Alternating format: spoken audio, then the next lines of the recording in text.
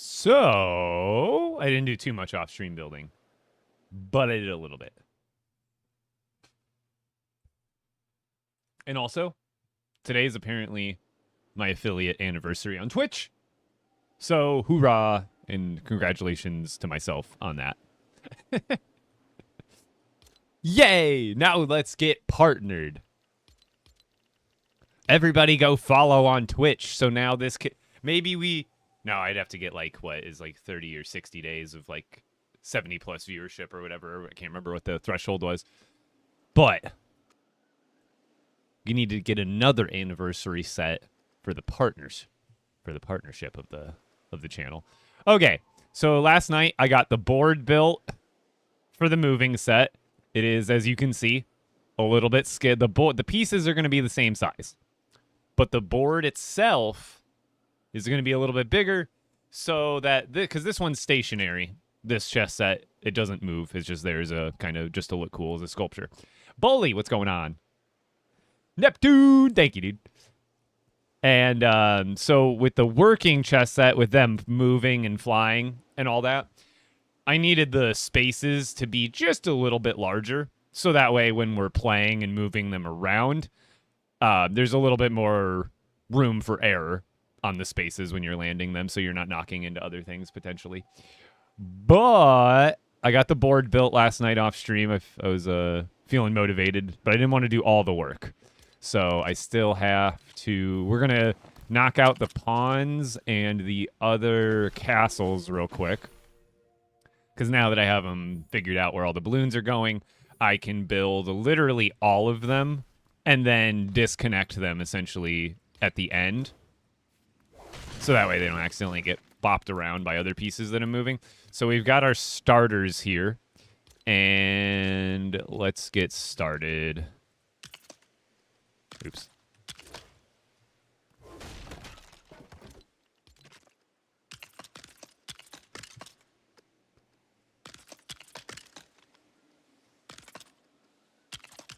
Oops.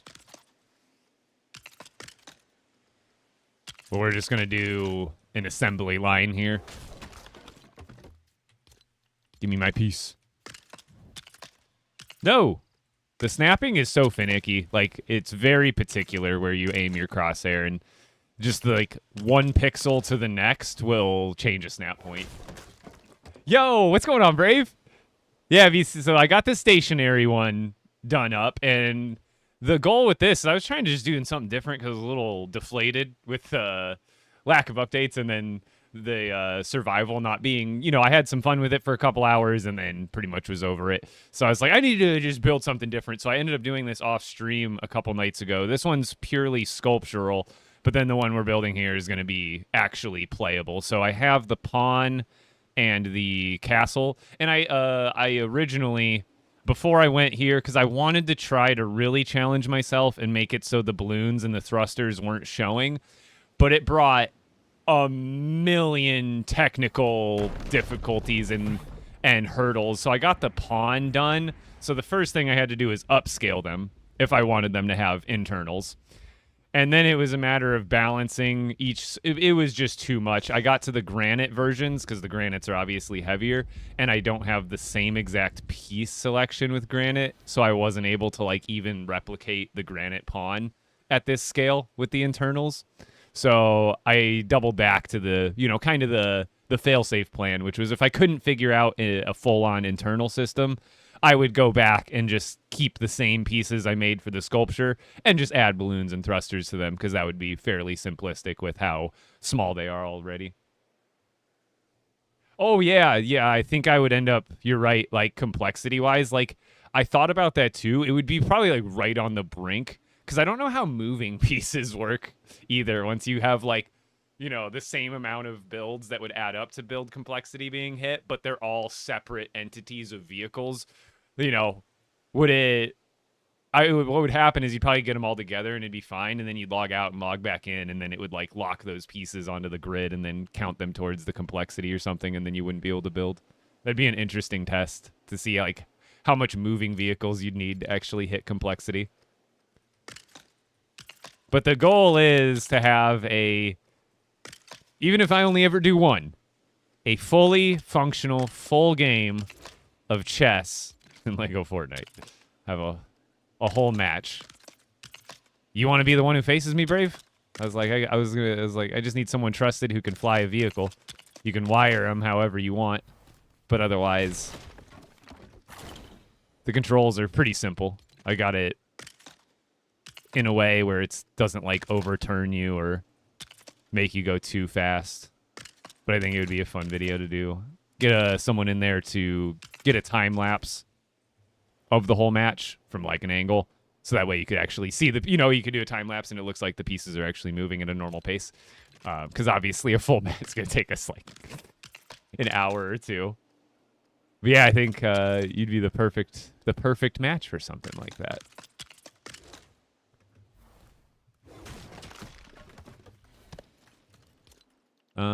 Yeah, let's just do this.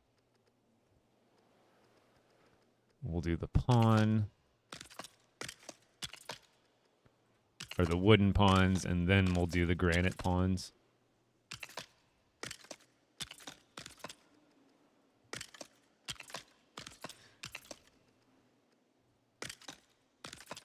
The problem with the upscaled one is with these, I'm using all pretty, like 100% foundation blocks, whereas when I upscaled it, I replaced some of the foundation blocks for half walls that match to the same color, so that way it would give me more space on the inside because the pieces were thinner.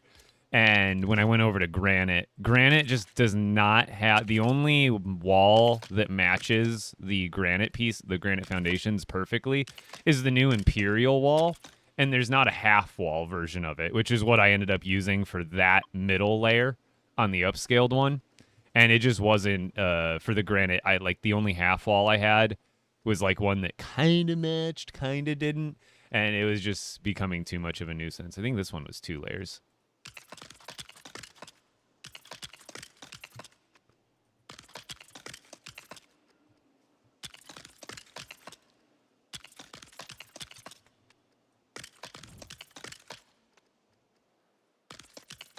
I'll probably have this finished today. So I'll message you and we'll try to get a time. And then it's just 2 in the center. Yeah.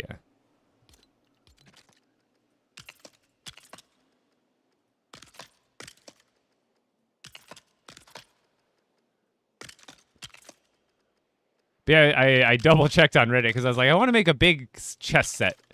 And I was like, I knew I had seen some chess sets done on Reddit before, but they were, I think they were like either very small scale or like at like biggest medium scale. So I was like, oh, perfect. I do have an original idea. Not that like everything everybody does needs to be 1,000,000,000% original to be considered, a good build. But like at the same time, I try to like venture out, and I was glad to see that. At least from what I can only do so much searching research, and Reddit's generally the place to look.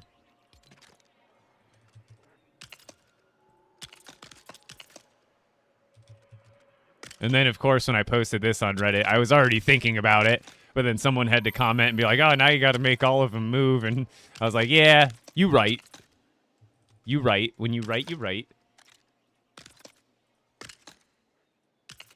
How did you think of doing this? Honestly, do you guys remember the night I logged off after I was done playing Rapid Survival? That night, I was like, dude, my brain was just like needed it, like I don't know what to call it, but it went into like I need to find a way to find, like, I need to have fun on the game that I love today. I need to do something different, and my brain just was like something. I literally thought of a pawn or something. Like, I don't even remember what like thought went through my head, but I was just like something simple, something scaled, and something that like is neat and different, and it just somehow came to my head. Yo, what's going on, Lego Moxie?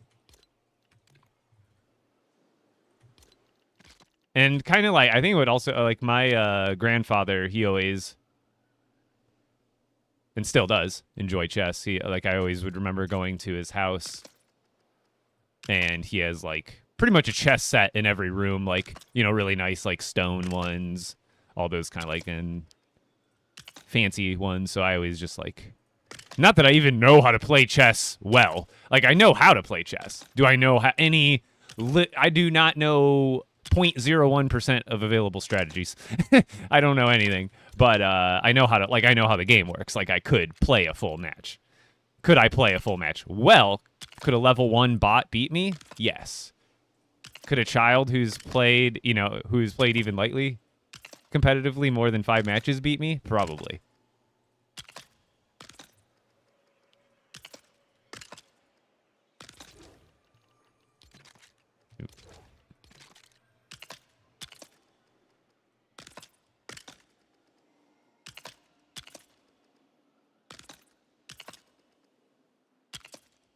And these are really easy. I'm going to have a tutorial up on the stationary. Actually, once I get this done, honestly, adding the balloons, I'll just have a full tutorial where it's like you can build it stationary, and then the second half of the video will be like, well, here's how to add all the balloons correctly.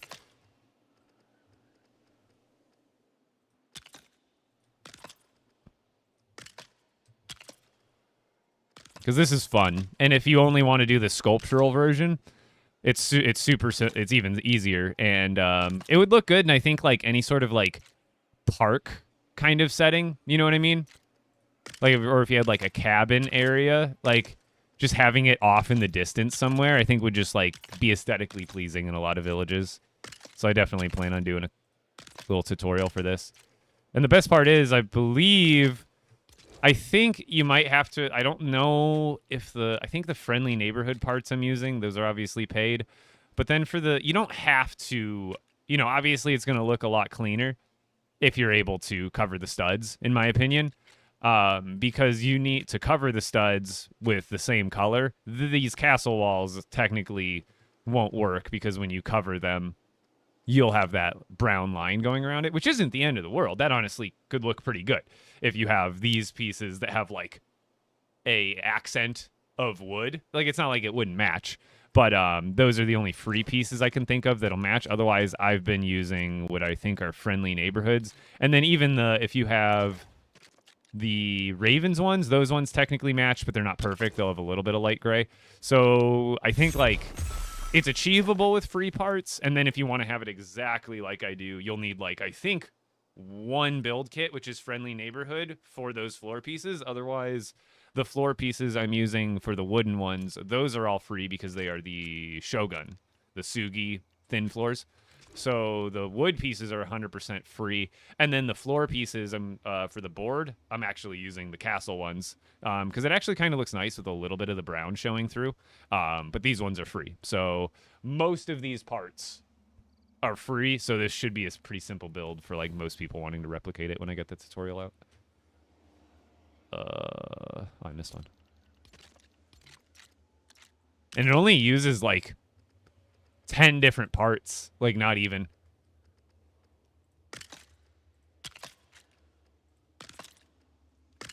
Like, it would be less if obviously you didn't count the difference between the granite and the wooden ones, but like you use all the different, like, same piece sizes, like, over and over again for every single one of these pieces.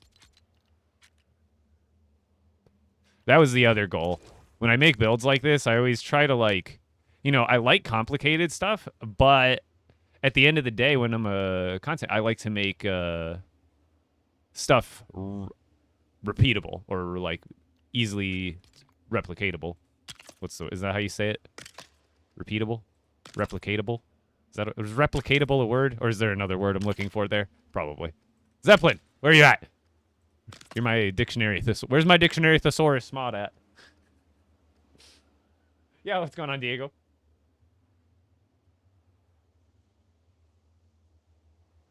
I checked them before the update, and I feel like I had a few more, but, like, I guess I could go check them again at some point.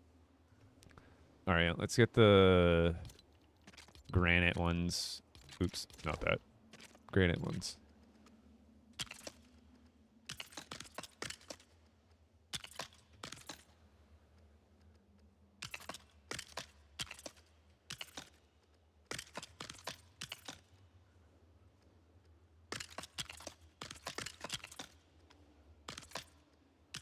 And I don't think these, like, luckily these pieces are large. And that's the other thing, is like with this is build complexity. These pieces are pretty chunky, and you get the shape that you're going for with minimal parts placed down. No, Ron, no. What is it? He's going to sacrifice himself. Not me. Not Hermione. Yo. If only there were Harry Potter skins.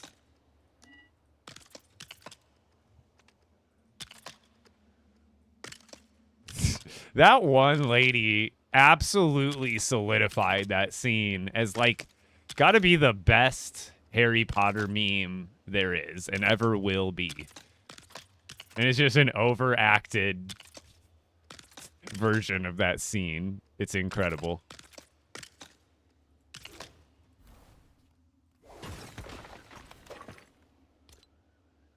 Yeah, some of my caves, even before the update, when I checked them, I had a, what was it? It was a Frostlands Star Wars cave that had a big chunk of a grassland Star Wars cave literally butting through one of the chambers. So all I saw was this big brown turd-shaped structure inside of my cave. And it kind of blocked off some of it. I think it actually did block off the end. And then when I went to a grasslands Star Wars cave, it had a big chunk of snow cave butting into one of the chambers. There's like a little Star Wars cave Venn diagram going on.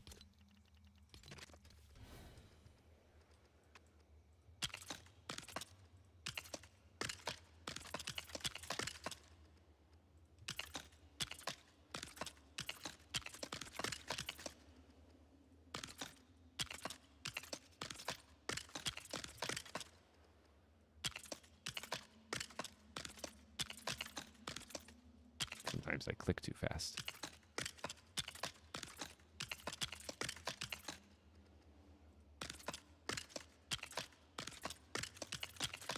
Boom.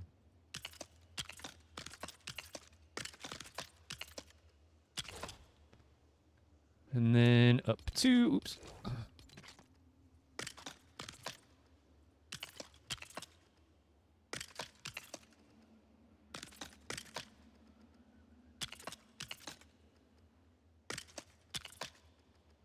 So basically, I'm just building that entire chessboard over again, but this time I'm setting them up so I can break them down when I actually put the vehicle parts on them. And I still haven't figured out the balance for some of the other pieces, so I'll build those, but I will probably figure out the balloon balancing somewhere else. Yo, Pikmin, I am building a functional, so over here is the sculptural, non-functional chess set. And then this one is going to be an actual functional chess set where every piece will be drivable and movable, and we're going to play an actual game. I'd be friends with the sorting hat, just saying. Yes, that's just... I know nothing about chess.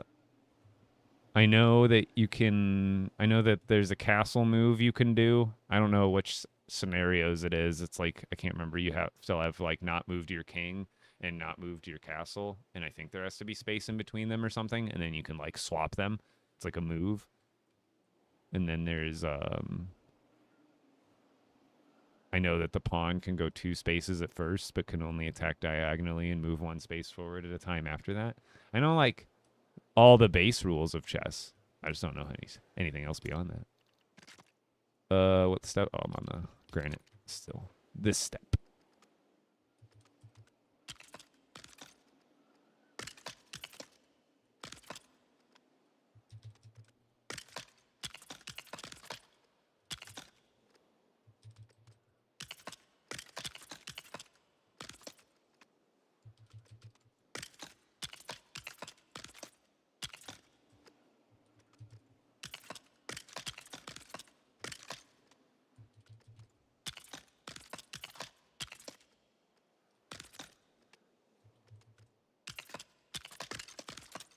Boop.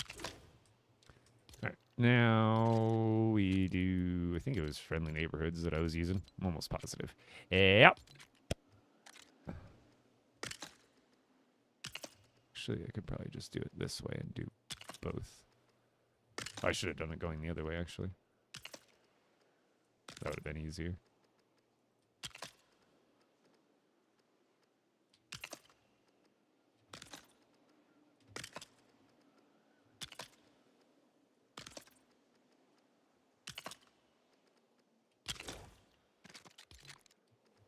I guess it'll make these ones easier.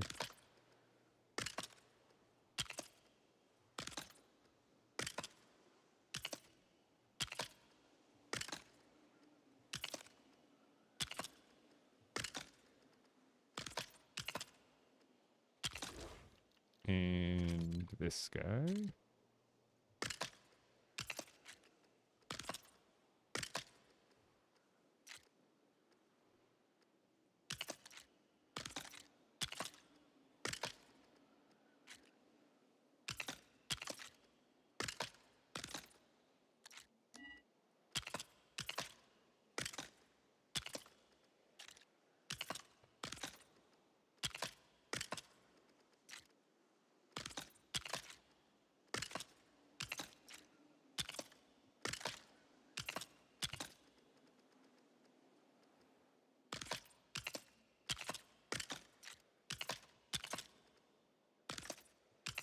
Almost done with the pawns.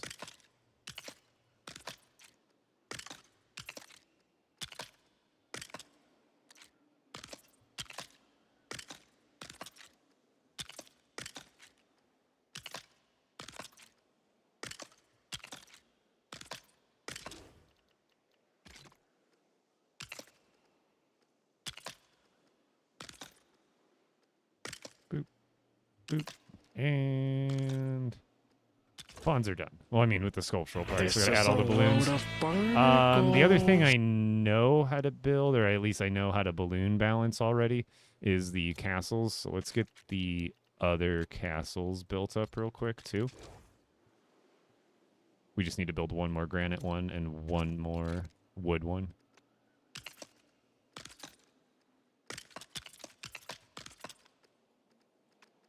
This one's built. That's the other thing about this set is they wanted them all to look like uniform as like the style. 2, 3, 4, 5, 6.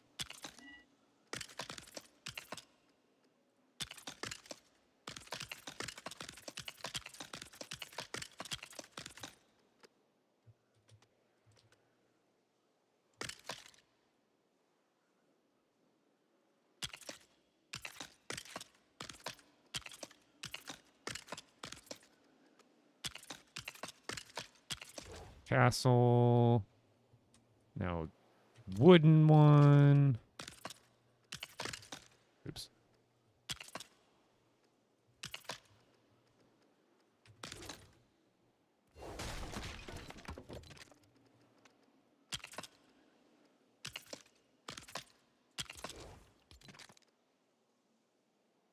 Two, 3, 4, 5, 6.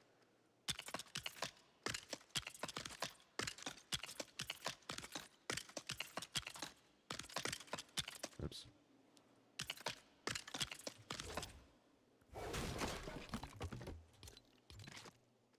Shouldn't take me too long to get this whole thing finished up today. And then I can start another project too. Figure something out. Leave it up to you guys.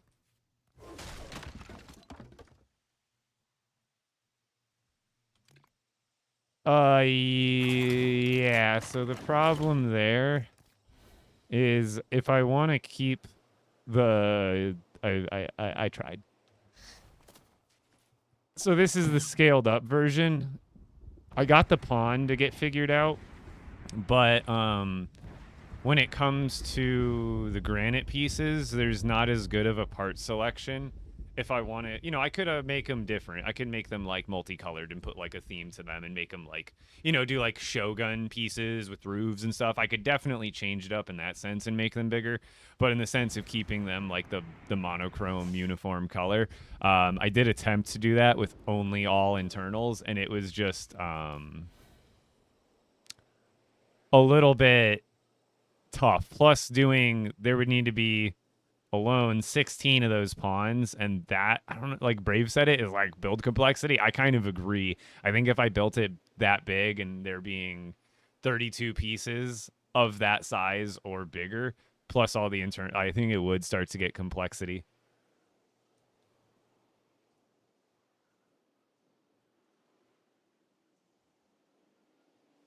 Oh no, yeah. I want to. Might try like a different approach, and like I said, at least with this method, because when I tried to build the granite version of this pawn, unfortunately, the only color matches there are, other than the foundation blocks, are like the new first order wall, which only comes in a full wall and not a half wall. And then when it comes to half wall, the only thing that even remotely starts to match the color, because this saves you internal space from using the other foundation blocks. But I definitely think, like you said, if I tried just something different, I think I could do almost like, I think even these could make good chess pieces if I figured out because there's plenty of half walls for that theme, I think. But that would be the way around it, is make it bigger and have the pieces actually be themed instead of just like the standard OG look that I'm going for.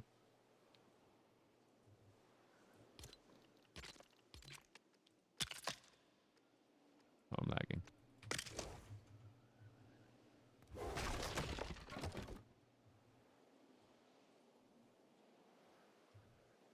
Yeah, and that's like, I liked the challenge of doing that, but I got to get something working off the bat. But yeah, I want to try something a little bit more fancy. I don't think this will hit complexity. I think we're safe here. But overall, it'll be a thing. Okay, so let's just get balloons on these. Oh, I never put floors on these.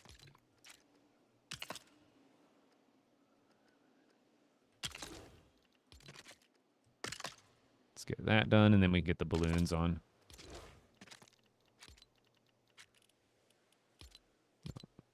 What am I looking for? Friendly neighborhood.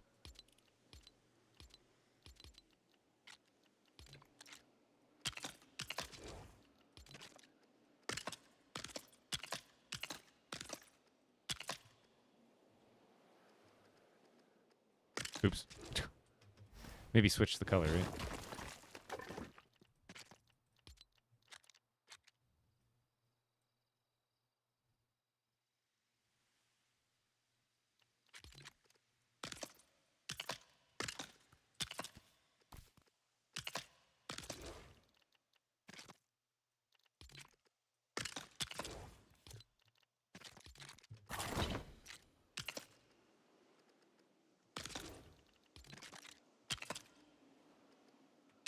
Bam. Okay. Now the balloons are they would be easy to set up, but I've made it a little bit more complicated for myself. And these actually are going to take a few minutes to get down. We need that, and then, yeah. So what I'm doing here is, you can't normally center these balloons, but as you can see over here, I have. And the way you do that is you need to use a balloon, and then that one you're not going to be, like, this is just a placeholder. So what happens is the balloon actually has something interesting with it. When you aim another part at the base of a balloon, like right here, it's hard to see now, but it is now actually one stud off the grid from where that original balloon and every other piece you place is going to be. So once you have to keep your camera there, but you can nudge it into the spot you want. So I want it right here. And now, since it's half a stud off, instead of either being over to the left or over to the right by like half a stud, you're right in the center. So you have to use this piece as your reference for all of that. And then this one would go there. And then this one is going to be an activated, aim there. And then this one can go in the center off to that side. And then this is kind of interesting, the way you have to do this. You might as well just break this here and then switch. There's an interesting interaction that happens that you kind of can't prevent. So you have to switch sides. I'll show you on the next one why I have to do it this way. Because you'll notice I'm actually placing these like half a stud off the edge, just so there's a little, I don't think there would be room if I put them any closer. So they all have to just be kind of poking off the edge that way. And then you can go ahead and get rid of this. Now, the reason I did it in that order is because, check this out. If I put the balloon down and then get this one in place, get this one in place, and then get this one in place like I did before. Now you'd think, oh, just put the other one down, right? You know? Oh, I think that's in the wrong spot. Anyway, but here. Let's get that lined up again. Is it not going to the right spot? Or is my depth perception just that bad? Oh, no, that one didn't go to the right spot.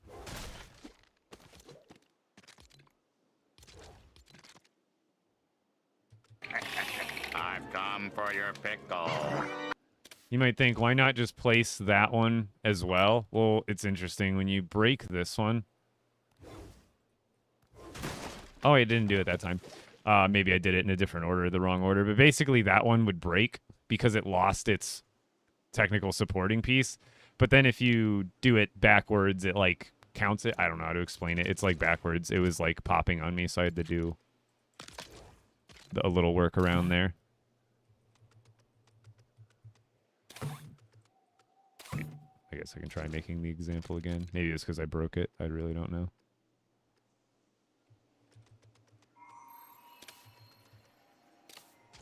Let's see if it does it this time. Oh, that one's working. Usually, the other night it was every time I would do that, that one would break, and then I would have to build off to the other side and reposition it. I love when bugs just behave the way they want to when they want to.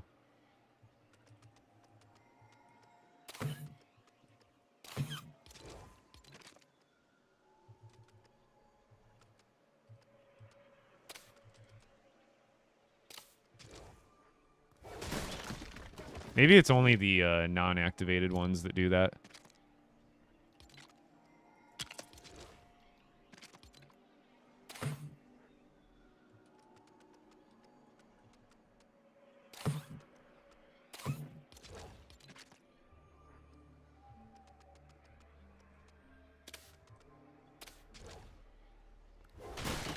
See, there, it did it. Weird. Maybe I had it too far off, or maybe I just didn't have it aligned correctly. That could be it, too. I really wasn't looking at it. It got dark.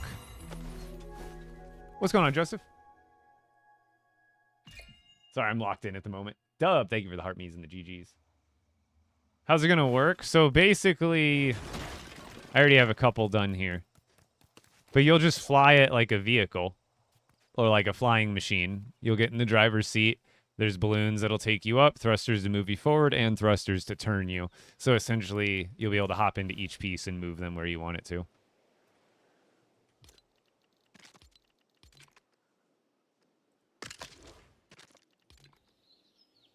I need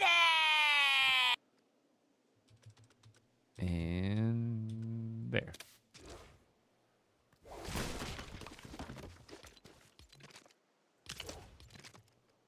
Yeah, lots. I still got to get the other pieces finished, but getting these at least finished now is a good start. I always say do what you know when you're working on a project, especially if you're feeling like dwarfed by the size of the project itself, because, like, you know, we're all ambitious out here. Start with the things you know you can get to work. Like, see, I don't know why that one's being weird now. Start with what you know, start with what you do have figured out, and then that gives you time to think about the rest, and sometimes the other problems will solve themselves. But start with what you know. And we know we got these pawns figured out, so we might as well get to building the mess, you know, the lot of them.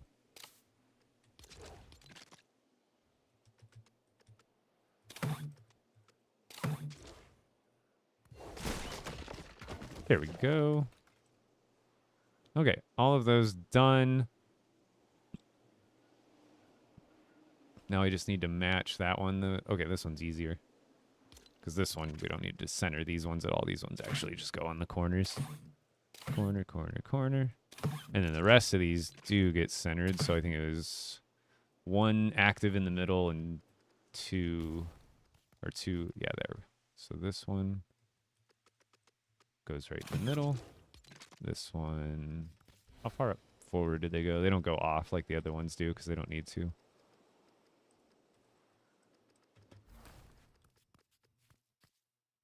And there. And there. Perfect. Now those are centered. Get rid of this. Okay.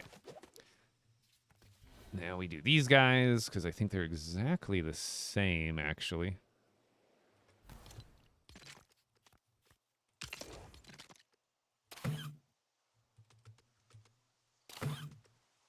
Thank you for your patronage. Yo, Opie with the resub. How you doing, man? Thank you, thank you, thank you.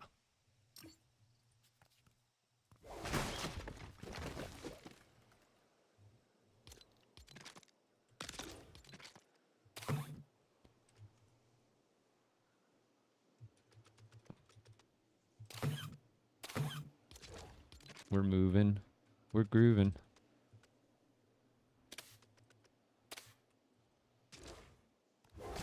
See, sometimes that one will let it stay. Sometimes it doesn't end up counting as a supporting piece, and then I have to, like, redo it. Seems like it's, like, 50-50 at this point. Or, like, 25 or 40-60.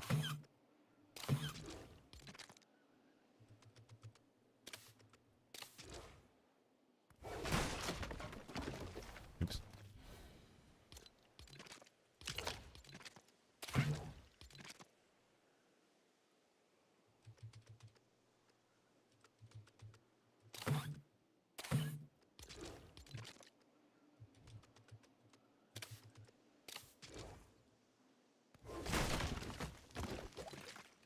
Oops. We don't need you. Screw it. Save myself having to go back to the menu for those. Peak efficiency right here.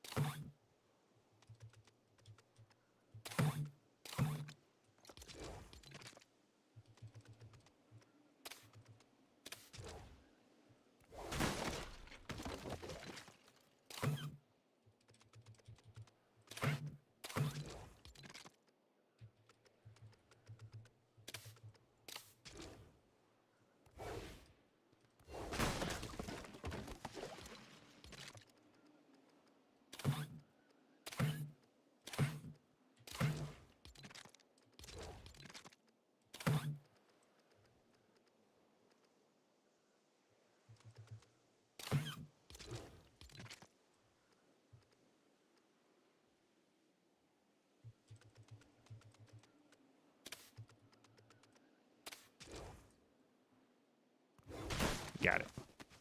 Oh, no, that one's not on. Oops. Oopsie.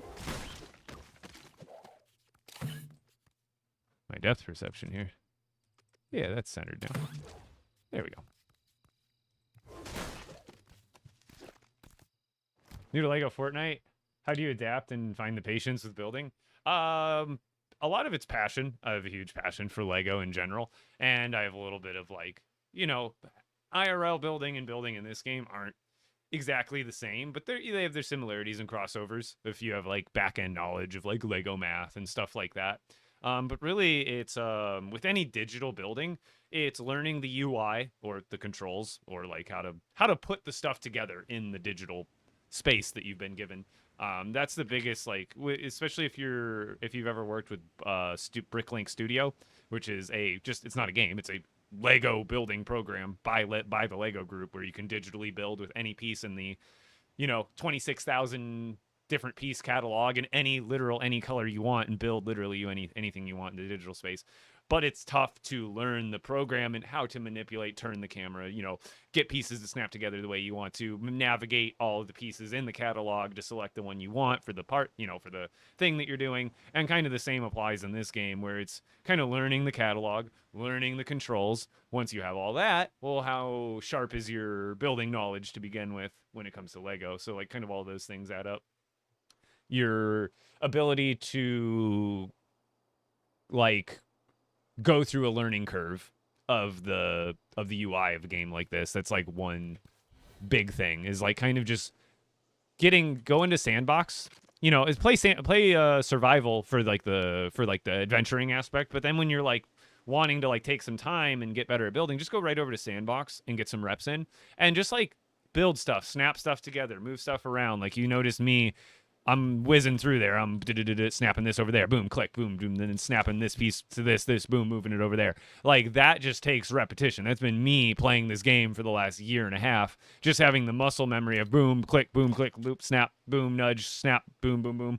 Doing all that, that makes the building process obviously a lot faster, which will in turn, as you get better at building, make it more fun, because if you can get more accomplished in less time and be more efficient building cool stuff doing it, you're going to enjoy the game more. But yeah, if you guys want more out of this game, like again, it's not a game. It's called Bricklink Studio. It's a program, so you have to have PC. But it's free to download, completely free software from Lego themselves. You can download it from bricklink.com, which is the Lego marketplace that Lego owns as well. Bricklink, it's called bricklinkstud.io technically, but Bricklink Studio. But it's free to download, and if you're like, I don't like technically, I guess like if you had a model that had like hundreds of thousands of pieces in this program, yeah, your PC might start to cook a little bit. But for the most part, like you have like unlimited potential in this program, and you can build piece by piece by piece with literally any piece in the Lego catalog. So if you're looking like a sidestep from this game, and if you've noticed, if you're on the Reddit, there's a guy, I've designed some of the, which for example, I have they redesigned it in the game, so it doesn't look the same anymore. But I did make a cut sapphire in the closest IRL Lego pieces that I could find, because they don't have all the same exact colors. All the pieces exist, but not in the same colors. But there's a guy on Reddit who's made the instructions for like a lot of things, a lot of the decor packs. He just recently posted instructions for this, I believe it was. One problem I did notice in his instructions were, I think pieces like the roof would have been impossible to build because it's plates that don't have any sort of way to connect. They're like, it's exactly built like it is in the game, which is cool. But I've always said this, stuff built in this game would not function IRL. You realize when it comes to floor pieces in real life, this floor piece can exist on its own, but the second you do this, you cannot do this in real life. There's no studs, but that can't happen. So a roof that's built like this in the game cannot be built in real life like that. It has to be interlocked, like overlapping, so that way it doesn't give, right? Nonetheless, the rest of the build is possible, even though, and again, when it comes to, think about this, if you were to build literally this in real life, you know, you can have some roof pieces on there that might hold it a little steady, but you realize in real life, you'd just be able to take your finger and push this wall over, and that one would stay there, because there is nothing connecting them or interlocking them going horizontally. So everything built in real life, that's why they can't just take a Lego set that already exists and just copy and paste it into this game. Because the way that it's built, it would have to be a one, like if you had like the, you know, let's say Avengers Tower, one of the IRL Avengers Tower, and they just copied it into this game, it would have to be a one-piece build. Like you just, and it's there. There's no parts, because all the parts that are in the IRL set are interlocked and like built together in a way that's meant to like hold up, whereas in the video game there's no gravity, you know, artificial, but like there's no true gravity, there's, you know, artificial friction. Everything is not like it is in real life, so it can be held up on, you know, this suspension of belief. Let's get to, I've got to actually design or not design, but build the other pieces, and then get their balloon balancing figured out, which isn't too tough.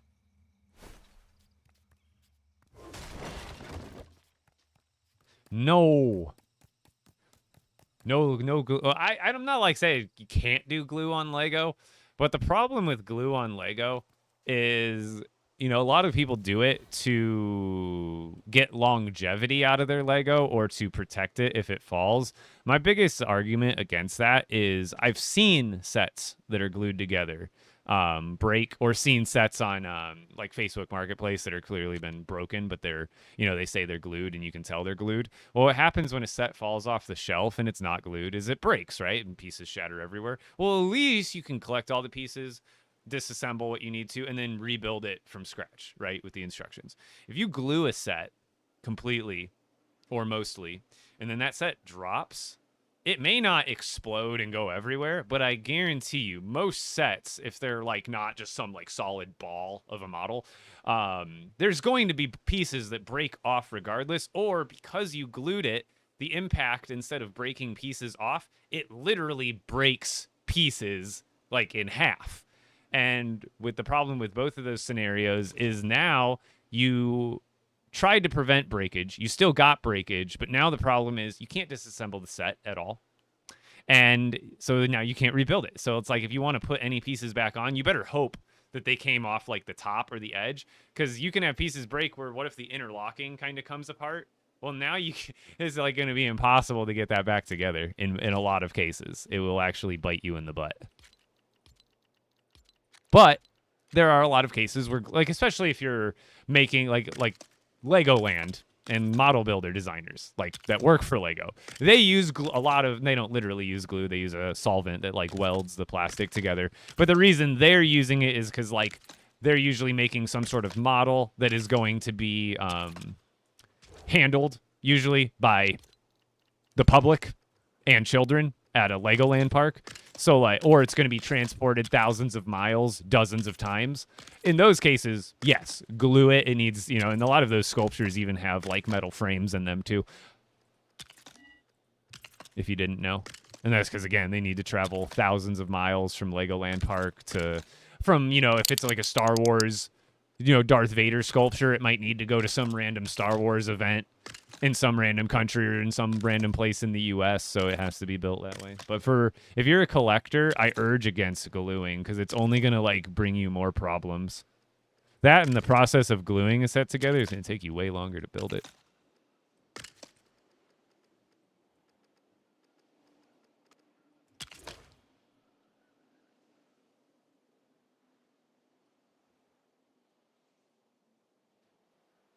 Yeah, I have lots of trouble dealing with terrain and mostly use prefabs and for my survival. Yeah, you have to essentially, as you can see, that's what I've done here. What I do is I build like up a little bit with like a foundation. It's been 84 years. So right here, it's not flat, but it's relatively flat in these areas and, you know, in some of these areas.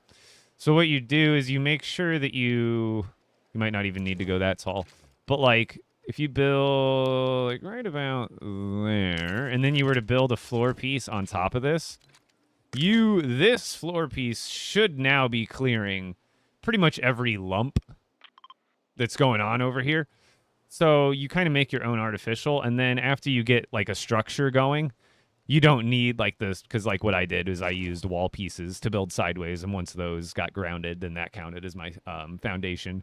But essentially, you kind of make your own flat surfaces on raised levels, and then if this were a village, like let's say this is like a village square or something, from here, all you'd really do is you'd start adding some sort of staircase that like transitions that slope, so you go up to your flat surface. And it still like kind of blends together and looks good. So it's not just like huge structure that's like 8 feet off the ground.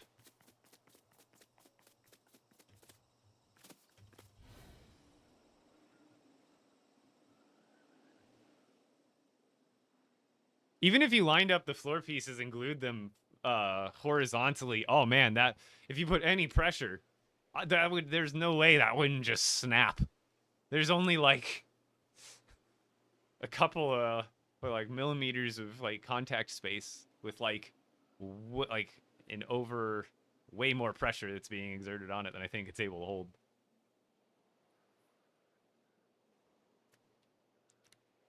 So build it normal, then dunk it in glue. Do whatever you want, man. It's your money. But when you want to try to resell it in 20 years and you're pissed nobody even wants to buy it for a quarter of the price, that's on you. Because I've seen it, man. I'm sure people buy them, but on Marketplace, you'll see like, oh my gosh, UCF Death Star. Oh, glued. They're trying to sell it for $200. You know, it's an $800 set, but because it's glued, I see it sit on Marketplace for weeks at a quarter of the price that it was sold for. It's like kills the value and nobody wants them anymore. Or at least I'm sure there's a market for it. Somebody wants a $200 Millennium Falcon that's glued. I'm sure someone will buy it, but like if you are the seller, you're gonna miss out. Most of these, this is an investment. You see all this? You see that? Hold on, I'll show you an investment that's already. I don't plan on selling these, but like if it ever came down to it, like look.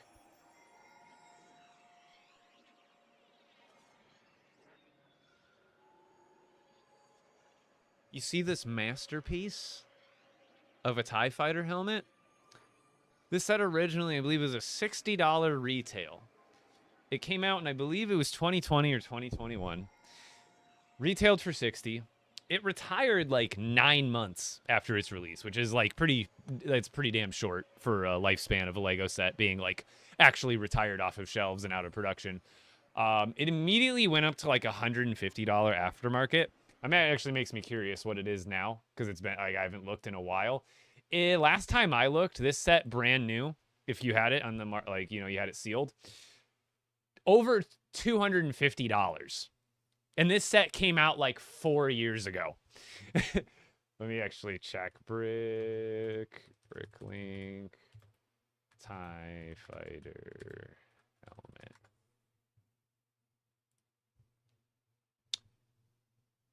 Let's see. Group by currency, exclude incomplete. Yep. Average sale price for this, and there's 65 sales just on bricklink.com because it's an open Lego marketplace. In the last 6 months, 65 of these sets have sold sealed for an average of $272. You add 1 drop of glue to that, gone. I'm kidding, but pretty much. Yeah, sealed. You want to know what it is used? 183. It retailed brand new for 60. Lego is fun. It's wild, but it's also fun. That's what like kind of is what got me into Lego. Is like obviously I was into Lego since I was a kid, but when I got to be an adult, it wasn't like not that I'm in it for the money, but the value intrigues me. Do you know what I mean? That's why if you go to my OG Lego content, before I posted Lego Fortnite content, a lot of videos I would post, like a series I would do. Oh, that's not what I'm doing. The series I would do a lot was like, would you believe this piece is worth X amount of dollars? And there are tons. That TIE Fighter helmet. Oh, it's not back there anymore. See this printed piece for the Imperial logo? Do you know how much that's worth? Let's actually check because I'm sure it's gone up proportionally with the rest of the set. Let's click on that piece. Group by currency. Yeah, and there's 2 of them on the set, by the way. Do you know how much this piece is worth now? It's worth almost 50% more than when I made the video on it originally, probably like 2 or 3 years ago on TikTok. Brand new, if you want this Imperial logo dish piece, $52. $52 for just the piece because it's an exclusive piece to that set, and obviously the set's $1 million. $1 million has to cost at least $20.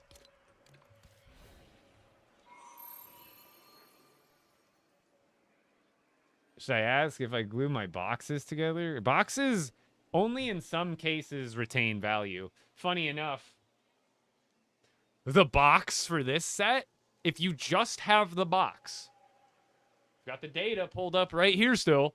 Let's go back to the set, and then we'll go to, because this is the set entry, we can go to original box entry. There's a sale. There's only one sale. Or two, technically three. I don't know what a new box versus a used box would be. Technically, they're all used. But they sold for about this box has sold 3 times in the last 6 months. Just the box for the TIE Fighter helmet for about $20 average. And then the instruction booklet for this set, if you were to sell it on Bricklink, it actually has apparently 10 used sales and 7 new. I guess this can come new because some instruction sets do come in a little sealed baggie within the box. So yeah, this instruction's new, sells for $37. Used sells for $28. So and that's a very rare case where boxes or instructions are worth money. Very rare case scenario. Very unlikely. Like if you have like a $30 even like Star Wars set, most boxes don't, especially like Lego City or just like most boxes for most sets and instructions are like never gonna see value. But there's those gems every once in a while because the set itself is so sought after, valuable, rare, whatever it may be. It ends up trickling down to every aspect of that set. Because if a collector, they're going to want the instructions, the box, this, that. Even if it's used. Like, they want it. They just want it.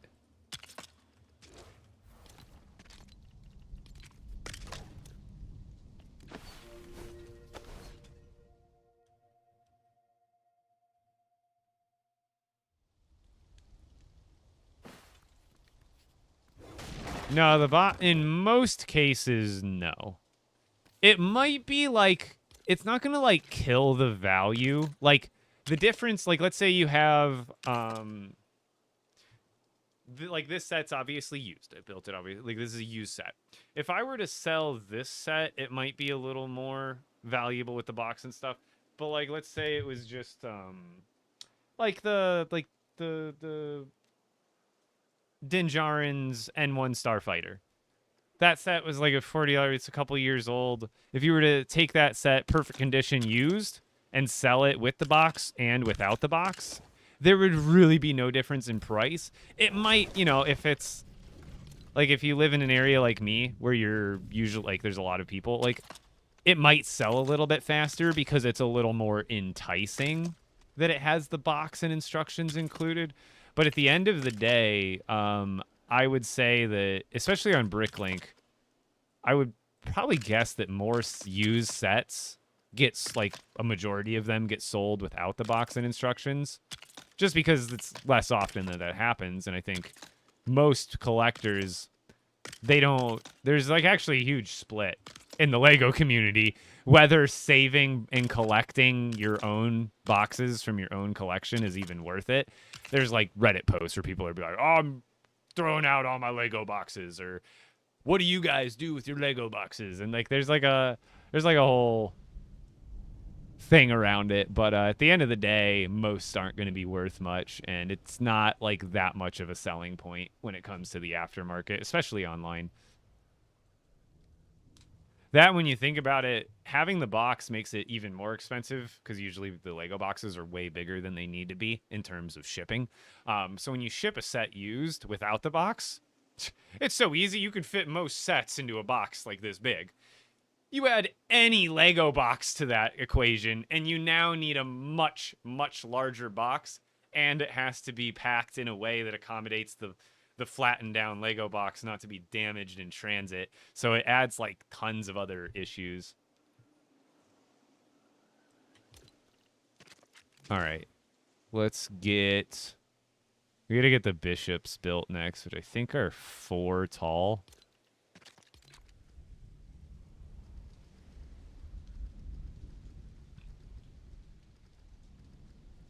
I don't remember. How did I use larger pieces, or did I use individual blocks? Oh yeah, I think I had to have used individual blocks here. Because that goes like 3 or 4 high.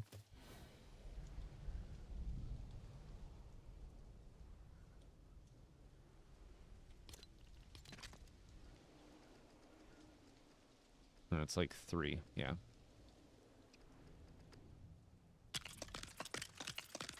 I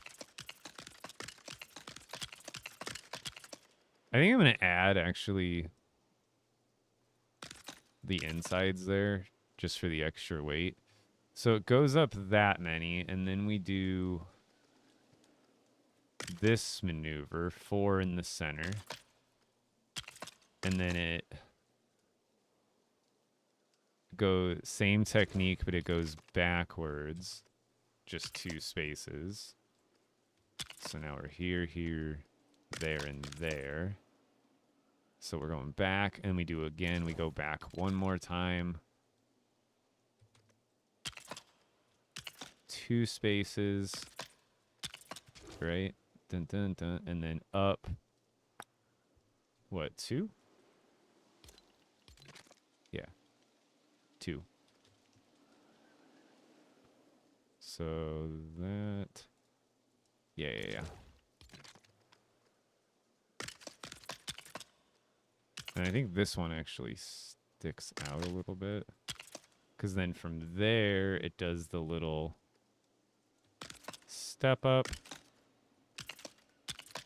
No, I did something wrong. I think it was just these need to be.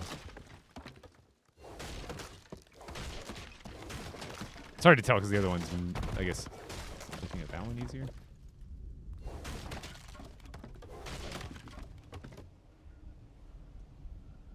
It goes backwards, backwards, up, forwards.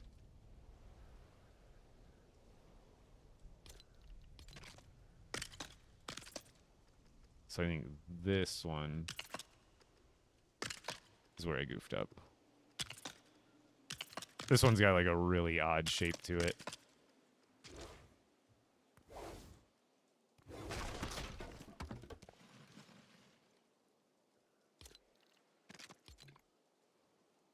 I feel like I still did something wrong.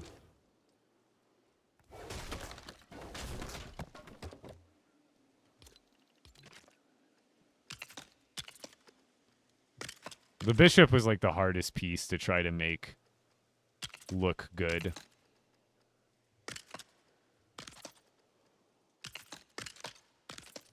But I think that's how it looks, like a Yoshi or something. I don't know. It's the best bishop I could come up with. But I think that's how I had it. Right? Because those spaces are going to tighten up when I add the floor pieces.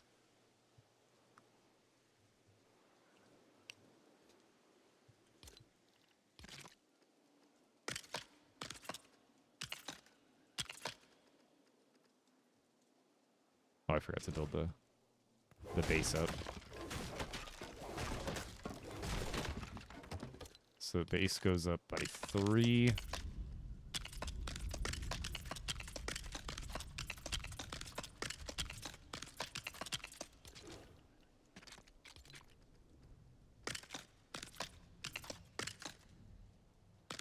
Then we go back. And then we go back again. Oops. Oh, we did need that there. And then we go up.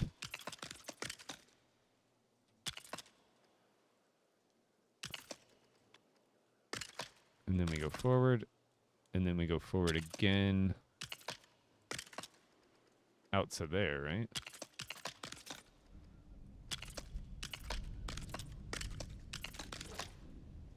Right? I did that right?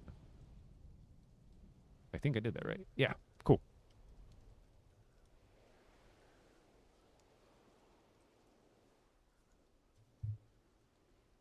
Whatever happened to the one you're putting sun damage on?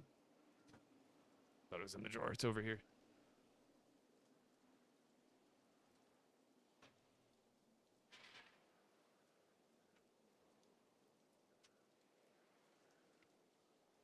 Do you mean these famous things?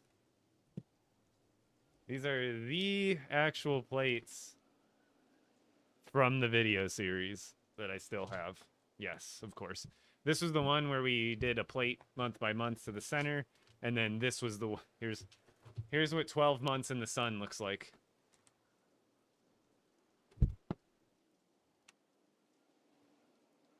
But yes, my trophies. It was a fun experiment. And it netted me like tens of millions of views. What's funny is like I was like really interested in doing that series and I put it off for a while because I was like, oh, who's gonna care about that? And then I was just like, you know what? How easy is this series gonna be? All I gotta do is leave it out there and post a video about it every couple days. And then I finally ended up talking myself into doing it, and sure enough, most viral idea I've ever had.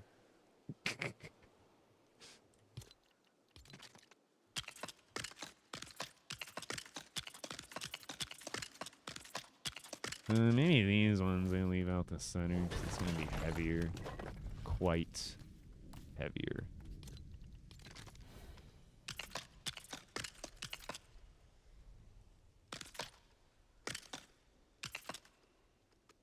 Oops.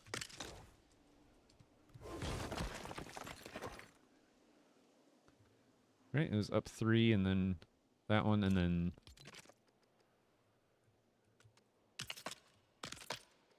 we go back, and then we go back again, and then we go up, and then we go forward,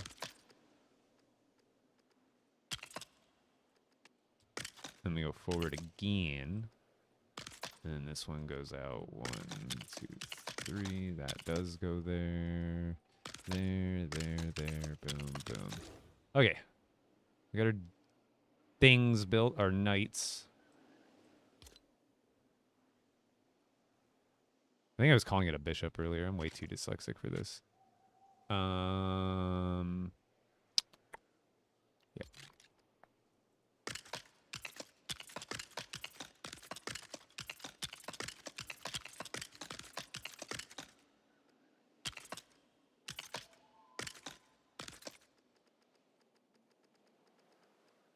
Yeah, how's it going, Naomi?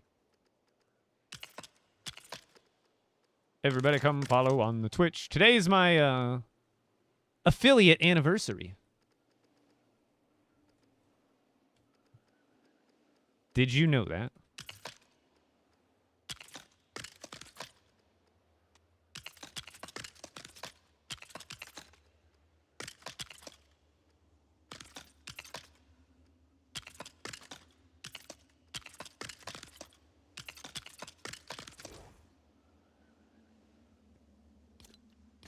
I don't like work. I wish on Sandbox you could just set it to always day mode, or always daytime.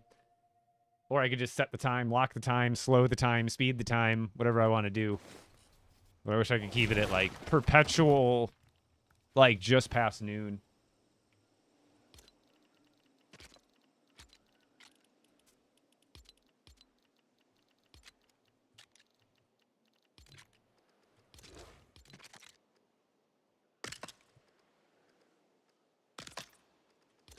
Do, do, do.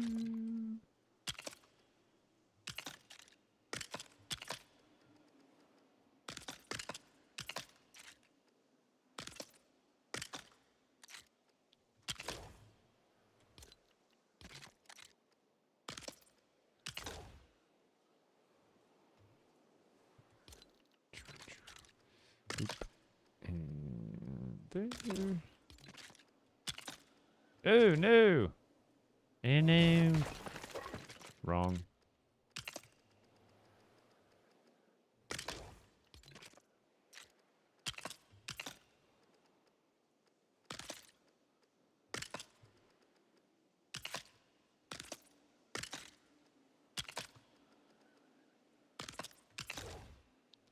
Okay, got those done. Now let's get those floored up too, and then we'll figure out how to how we're gonna float them.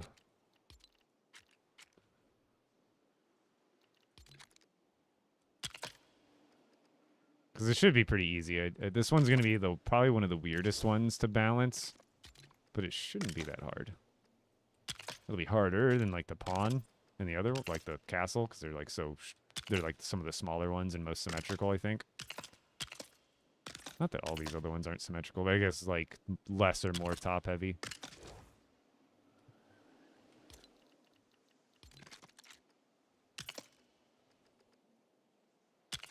And I guess I have more space on the larger pieces too if they need to be like lifted with more balloons, they have more spots on them to put. I haven't utilized that bottom layer yet for balloons if I need to. Why are you putting balloons? So I can fly them around and play chess with them. So I already have these ones like set up and on the ground. I still technically have to add the thrusters, but that'll be an easy step at the end. I'm getting, like I said, I always say go with what you know. So here we need to, where are we going to put this seat? I guess we're going to be in creative anyway, so it's not like we can't fly to the seat to get into it.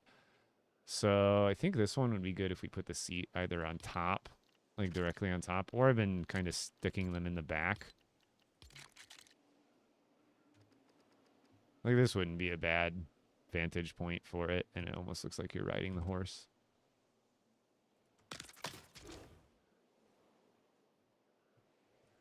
And then we need to figure out, I don't know where like the center is, so I think what we'll do is put balloons like there and there. And then I think it'll need probably like 4 down here to make sure we get a nice balanced lift. And then I imagine we'll need like maybe 2 more to make it lift with this size of a piece. So I think let's just try this.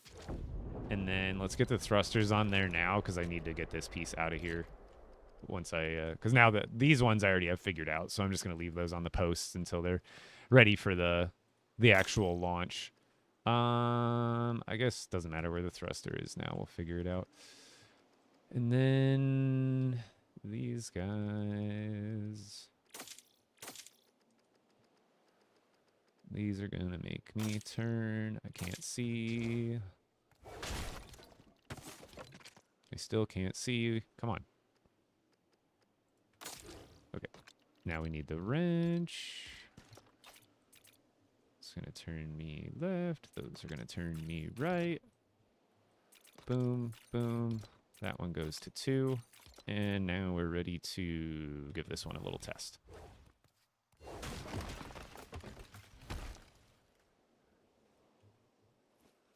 Let's see if I was right about the... Oh, I gotta replace those. They gotta...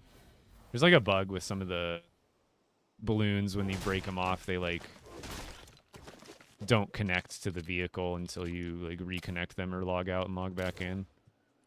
There, now they should work. Perfect. I kind of figured that was going to be just the right amount to lift me up. And it gets us over the other pieces. Is 1 balloon going to be sufficient in doing that?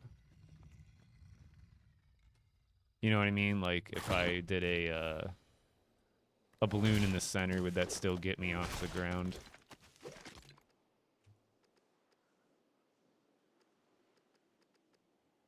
I guess I can just find out by putting the balloon there. Oh no, it did need 2. Okay. Perfect. Wow, I did it perfect on the first try. Okay, so those lift us up. And then let's see how the turning is on this thing. Oh. Of course, the channels don't want to work. Oops. I guess I have to just place those after. Or I'll just have to log out and log. Because when I do all those, I'll just break them all and then log out and log back in. And that'll reset, I believe, all of them. Because those should be on the right channels. Let's just do that now. I really don't feel like breaking them. Does anybody want to redeem an outfit? Whoa, what if I missed? I am building a functional chessboard. How's it going, by the way, PT Stress? Saw your gift there just now. I did not see that. Aren't all these balloons going to make it fly to the moon? No. I have just enough balloons to get it off the ground, but that vehicle will probably not go very much higher than it was. And you'll also be able to just, throttle the balloons so we don't go to the moon. It's going to be pretty controllable.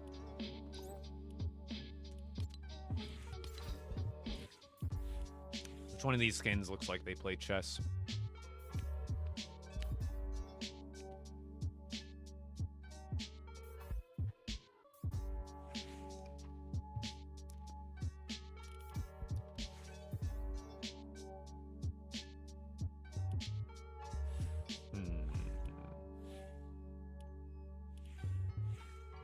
doggo.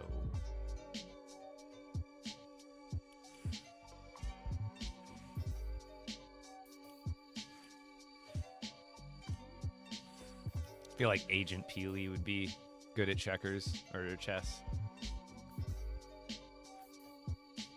He looks like intelligent, you know?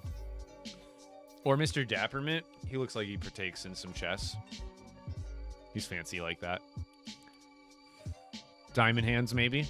Diamond Hands. Yeah, let's go with this guy. Diamond Hands, he'd be a good chess player. Who else would be good at chess?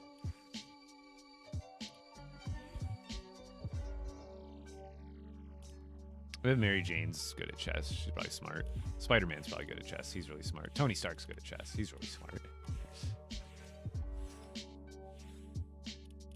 Here's someone wants to redeem. Otherwise, I'm just going to probably stick with Peely Bone or just pick something random here.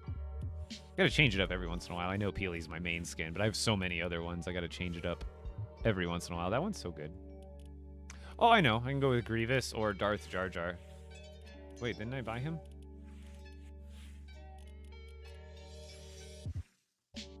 Oh, there he is. Yes.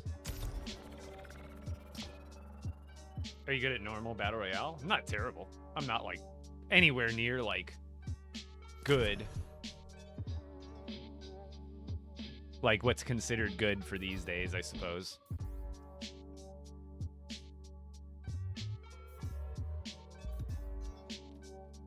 Season 3? Oh, man. There's no ranked back then, but me and my buddy were pretty good. No, I didn't stream or anything, but me and my buddy would, like, run duos, and, like, again, it was, like, kind of before building was super evolved, and we would have a pretty good time. Like, we would run some pretty good lobbies back before there was bots, back before there was any sort of, like, ranked mode. Again, didn't have any sort of, like, streaming clout back then, but definitely was good for what it was back then. How often do you play Battle Royale? Now, not very often at all.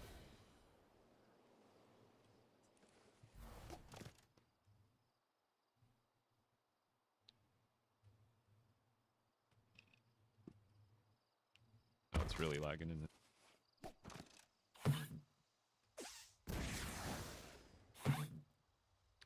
See, this isn't going to lift us super high.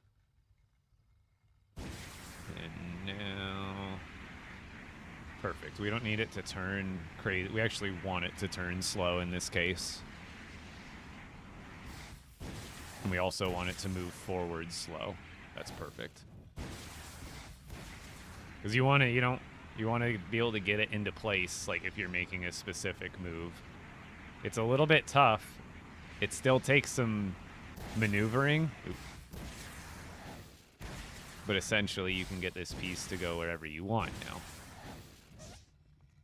Does it take some finesse still? Yeah, but we've done it.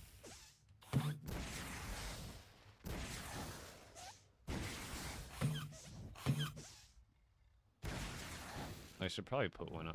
Hey, maybe I put it on. Maybe I do put it on the bottom. But there we go. Boom. And it should be able to, like, if there's a case where you need to put it right in between a bunch of pieces, it should still be doable as long as you come in from, like, the correct angle. All right, so we got the horses figured out.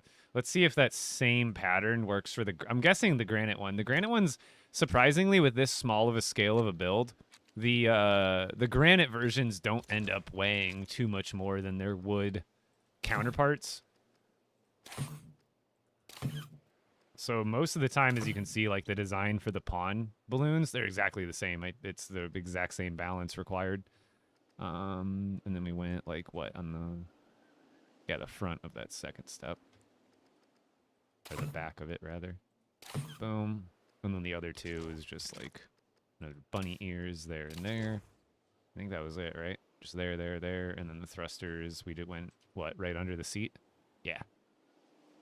So this one should work for the granite as well. It might not, but obviously that's what we're here to test. And I was on what, the second hump or the first hump? Second one. I guess it depends on what you count from the bottom or the top. Boop.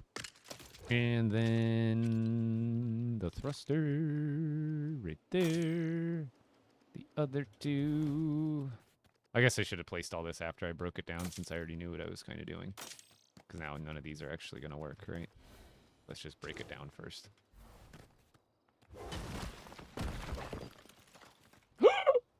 See, that's what you got to watch out for, too, while we're playing, is they are very easy to push around. However, as you can see, that one kind of pushed it, and this saved it, but you do have to be pretty careful once we get it set to not physically push them, because they are all light on their feet with all the active balloons.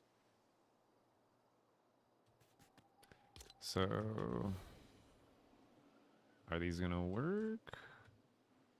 Oh, they're, what is that, like too close now or something? Weird.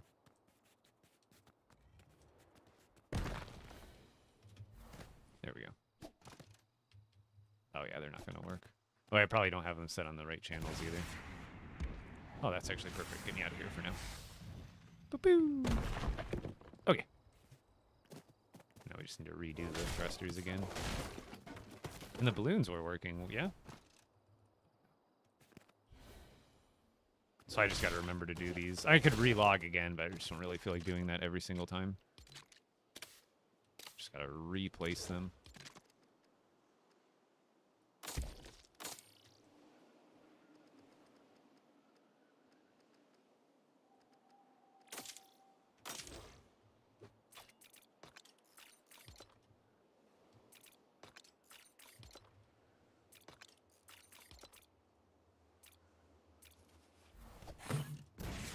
Yeah, this one should work. Pretty much just the same. It honestly kind of looks like me. Bruh. I made the Gungan Knight. Not the resemblance being striking. Oh god. What have I done?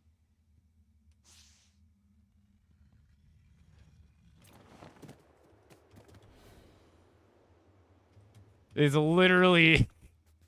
Try to make a horse and I'm making Jar Jar damn Binks. Come on.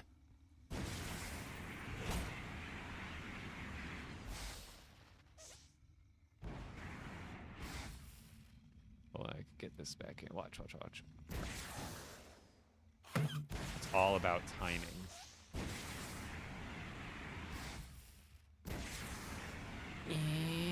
Perfect. See. We're good.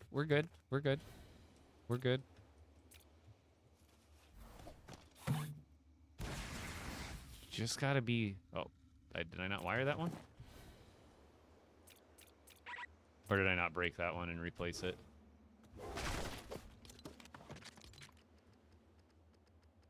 Stay there.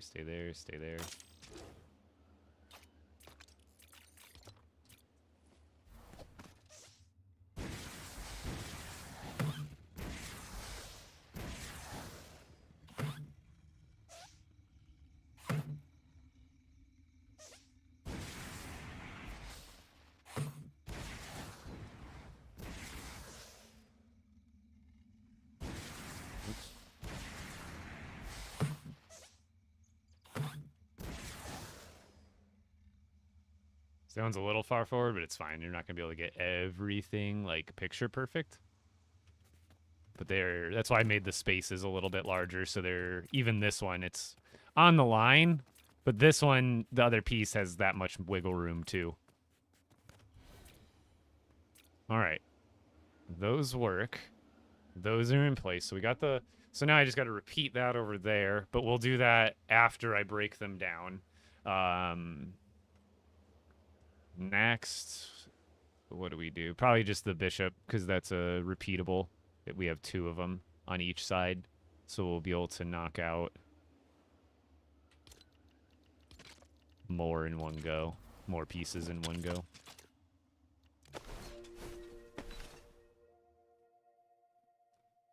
Yeah, that would be my problem. Can't drive for nuts. Yeah, I've luckily, the way I wire everything on my vehicles, as far as flying vehicles is concerned, has always been uniform. So the same button that I've always used to go left is still the same. Like, you know, on keyboard, it's like Z, X, C, and V on the keyboard are defaulted to my... Maybe that's what I set them to. I can't remember if that was defaults.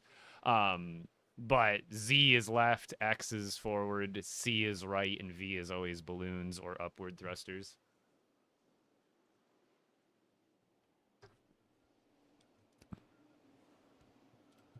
Okay, so the bishops, they go up 2.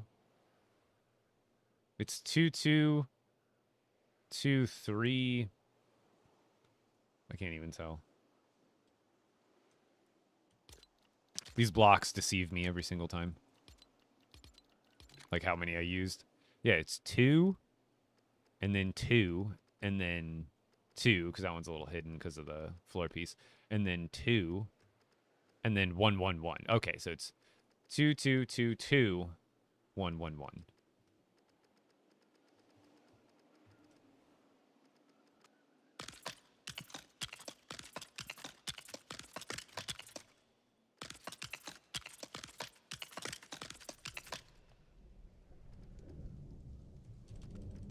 Then it goes back out, right? Wait. No, no, no, no, no. What did I do wrong already? Oh, it goes up to the little one. And then 2. And then back out to this with 2. Right? Yeah.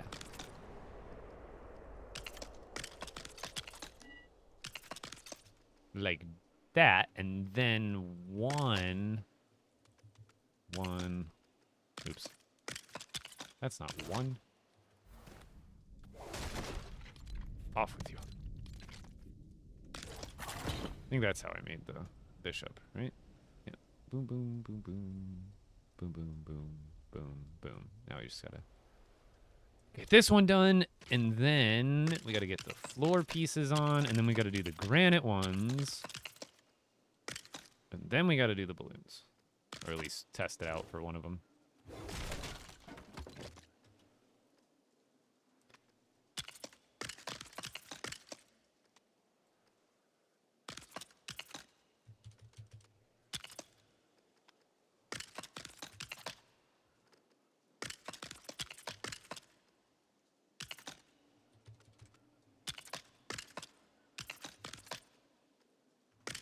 Just like that? Yep. All right, let's just go do the granite ones real quick.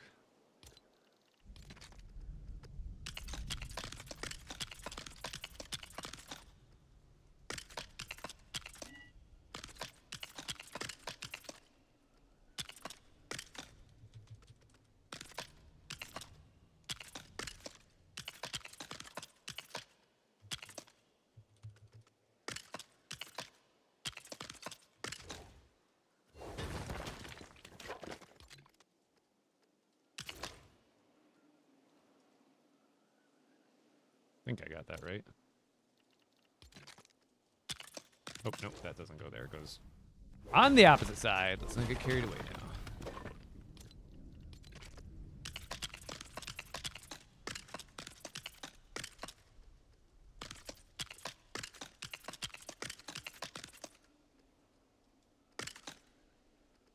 What? How did you go over? Happy affiliate anniversary. Yo, thank you, Nomadic Justice. One day we'll get that partnership, and then we'll celebrate a partnership anniversary once a year.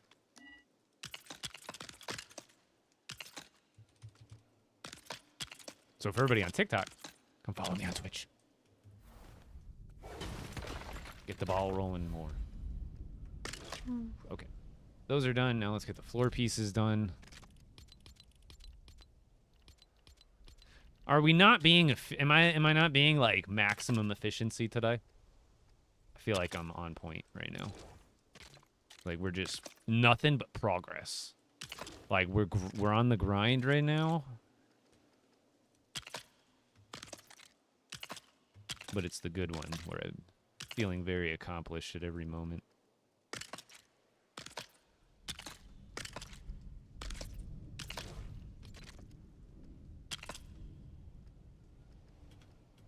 Boom.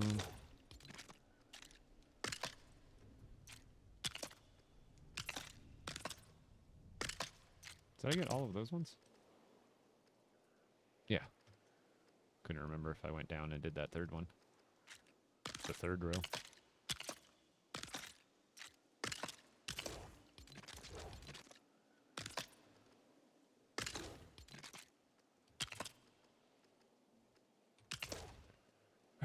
good.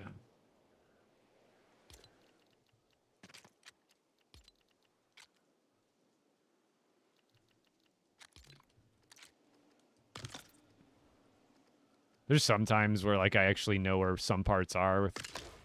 It's easier to find it without using the filter, just because I know almost by muscle memory where to scroll my mouse to at this point. Like these Sugi, I know they're at the top or the bottom technically of the thin wall section. So, and that one's really easy to identify because you can see like the threshold when it crosses over from skinny long walls to the medium-sized square ones. And that's usually my like identifier for those ones that makes it just a little bit easier to find because you have to scroll to right about boom where you see this break, and then you know the Sugi ones are like right here. And then kind of same thing for this one. You got to scroll a little bit further down for the square one, but boom. It's still easier for me than going through just to search by Shogun Palace.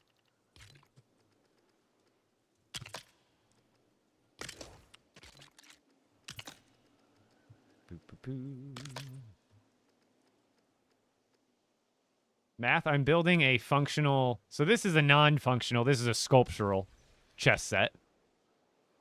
This is going to be a functional chess set that you'll be able to hop into any of the pieces, move them around as if they were a piece on the board, and play an actual game of chess.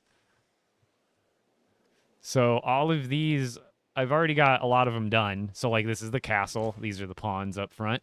And you would just hop into the seat. And then like with this, you wouldn't need to fly it right now. The flying is mostly so like if your piece gets taken by the opponent, it can fly off the, you can make it, you know, get it off the board easily. But otherwise like the pawn, you know, whether you move one or two spaces, you'll just be able to use the front thrusters without even using the balloons and move yourself up carefully. But it should be pretty fun. And it'll be the first of its kind for sure. At least I'm pretty sure.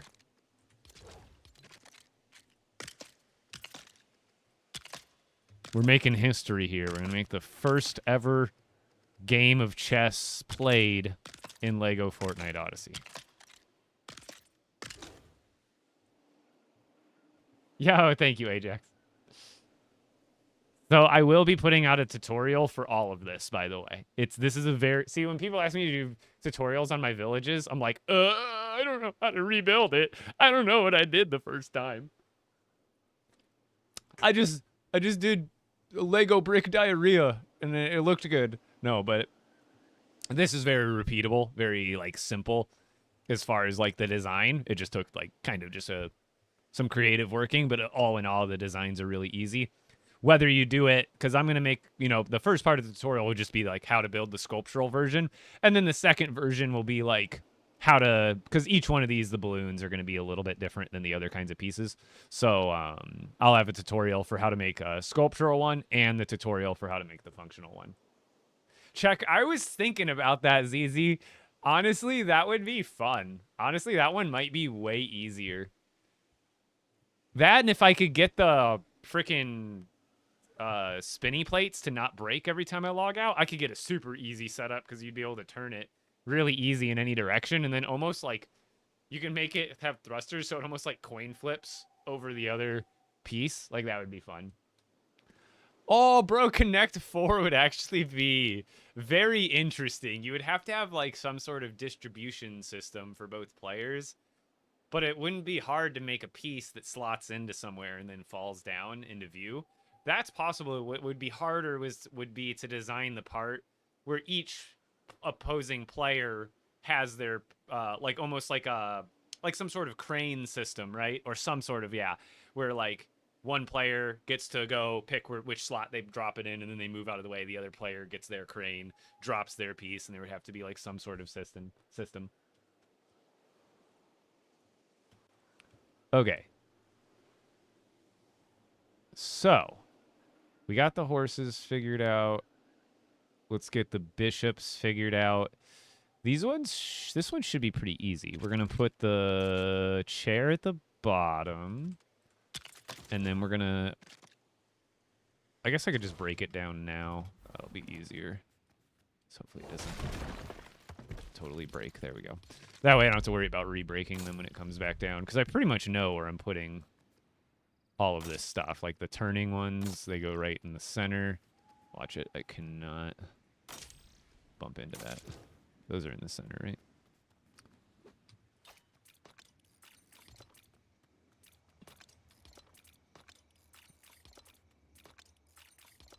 Okay. And then balloons. This is why I like doing the balloons when they're actually on the post, because then I can kind of get them evenly distributed a little bit easier. Okay, so this one's probably not going to need... This one, that one has 4. This one has 8. I imagine this one's only going to need 8 too. So what I think I'm going to do is we need to get... First, let's just get this out of here, because I don't want to bump into something else right now. So I know this should be enough to lift it, right? It's got to be. I was correct. So let's get it out of here real quick.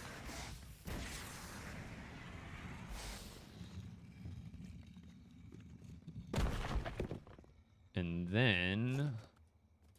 Now I don't have to worry about it, like, accidentally hitting a piece that's actually really important. Or is, like, already in place. Okay. Because I can, obviously, once I get it figured out, I'll be able to delicately place it back where it needs to go, no problem. That's the whole goal. So, with this, we're going to do another sideways. So I believe we'll go, oops. There in the center. Uh-oh. Wait, I only needed 2 more to lift it up? Interesting. Does that even lift me up enough, though? I guess, yeah, that's actually kind of perfect. All right, well, how do I balance... I guess I just put the 2 balloons... Oh, I know.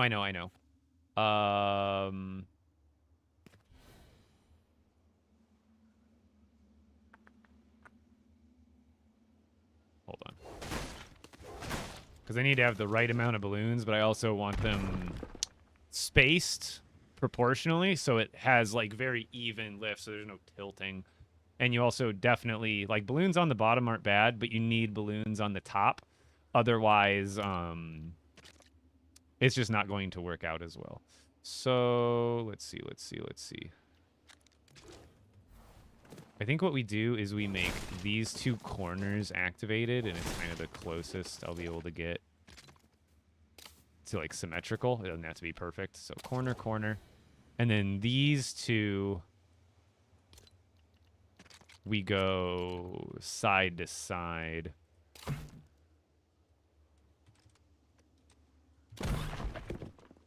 Ooh.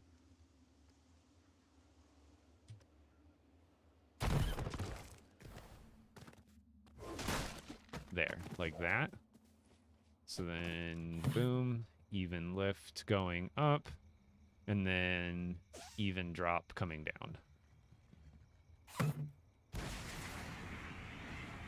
So it only needed 6 for this one. And it doesn't lift me that high at all, which is actually way more preferred. The less high you go, the less, like, feathering with the balloons you have to do. Like, oh, a little bit less, a little bit more, like, you know, to keep yourself from going ultimately too high.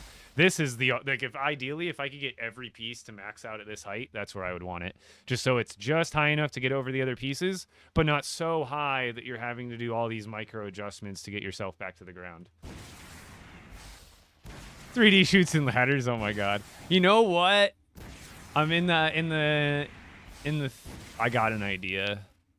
It wouldn't be, like, functional per se. We could figure out a way to get it functional, but I'm going to keep this idea a secret because I think it could actually be a really colorful, fun build.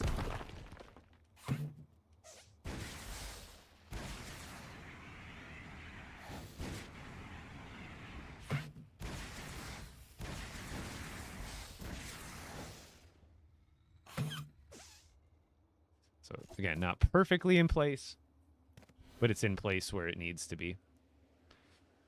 Okay, so we'll do that one. These ones we're gonna not worry about until after they're broken down, because then it's just more you have to re-break the pieces anyway.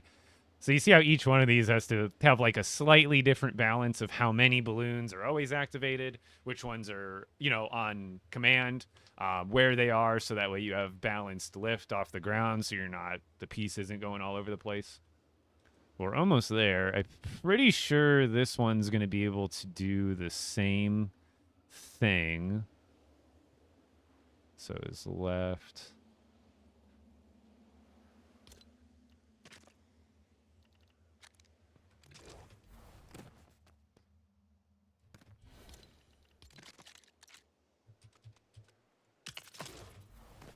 Let's break it down first. Just make it easier. Again, so we got one there. We know, let's again always start with what you know. We know the thrusters are going to go there. Like that advice trickles down to every step of what you're doing. Like always start with the part you know. And it feels motivating, even though this is the easier part. But if I tried to figure out the balloons first, then I'm like figuring out a problem where this gives me some motivation where it's like, oh, I'm making progress. I'm putting the stuff on because I already know they're going to go there. Helps with the motivation, I think. And then we go left. That one. And then we go that. And that. And then on top, it was just two on the left and the right. This one might actually need a third balloon, which won't be a problem if that is what's needed.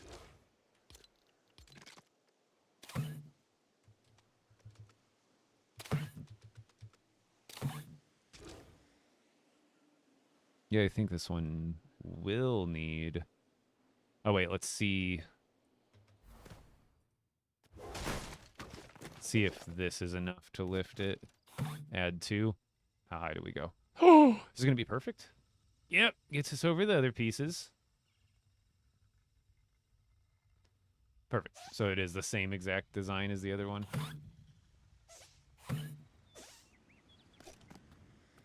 Did I have those ones hanging off the edge on the other one? Yes, I did. Okay. Okay, we got both bishops figured out. Now we just need to do the queen. The queen. It's the queen. Right after I pee, though. Right after these messages. Follow me on Twitch, YouTube, and I will have a tutorial out for this entire setup, whether you want one that doesn't move and is just a sculpture, or you want one that's playable. I will have a tutorial on the YouTube within the next couple of days. This will be my pretty much immediate next editing project. P for the queen! Wait, why can't I turn my character? Hello? Why can't I turn around while I fly anymore? What's going on here? There we go. Something's restricting me. I'll be right back. Are we by chance playing chess in LEGO Fortnite? Yes, Wiggle Duck. I have a stationary sculptural one. That's the one you see in the back there. And then the one that's closer up, that is going to be a functional chess set where every piece is going to be drivable by a, not that we can have that many players, but you can have a 1v1 where you just take turns getting into each one, making your move, and then it's the other player's turn. So essentially a fully functional chess set. I'll be right back. Going to pee.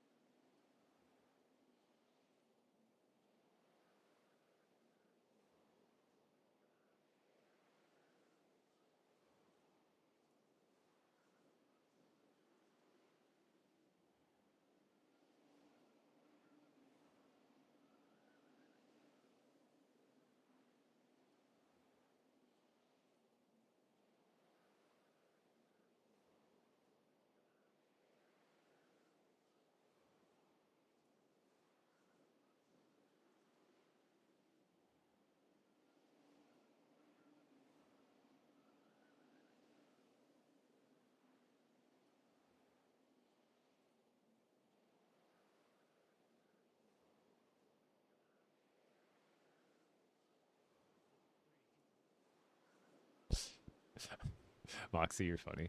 Put your 3D glasses on. It does look pretty 3D. 3D chess. Is that what you're talking about? The original. I mean, I remember playing that. I think my grandmother did have a Mac back in the day, because my grandmother used to own a pharmacy in Illinois. It's called Gungler's Pharmacy. If you lived in like north, if it was right down the street from Six Flags in Illinois. Please, if there's any old timer out there who's my age or older, and you lived in the area of Six Flags Great America in Illinois, like 30 years ago, you would remember Gungler's Pharmacy. She used to own that. And what was I talking about? Oh yeah, she used to have a Mac, and at the store she had a Mac, and I used to play the Mac version of like 3D chess.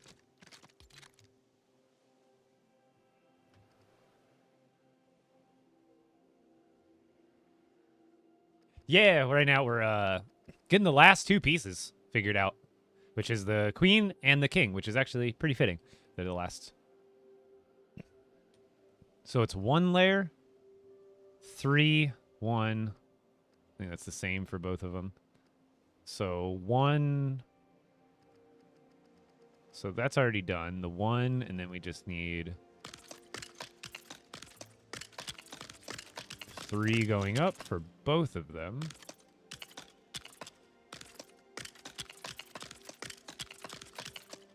And then for the queen goes 1. And then like another 3 of those or something like that.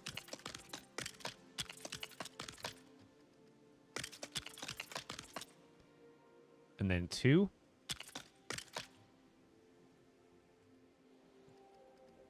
Yep, 2 and then 2.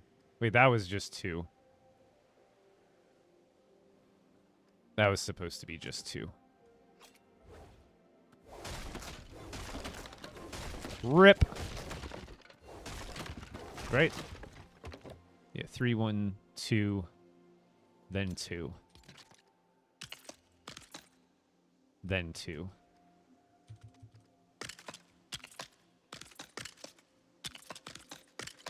And then just 1. That's our queen. And then this follows suit for the king until it gets to the top, and it's just a little different. From there, I think it's... Yeah, we do the 2, and then I think it goes up like 3 or 4, because from there is where we get the sideways. And I believe it just goes up 2 more to match the height of the queen. Perfect. Might as well get them done up over here, too. So it's 1, 3...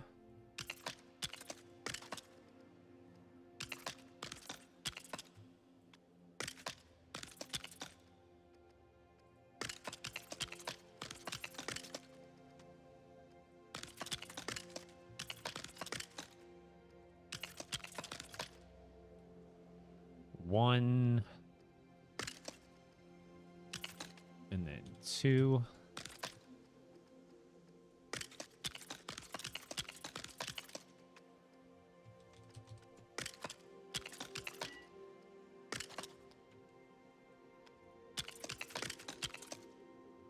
and then 2, and then this one is the king. Right across from the other king. I think I did that right. Yeah. And then this one goes up 2, goes out like that. Boom. And then just 1 on top. Beautiful. Now it's this is a whole process, chat. Now we do the floor pieces.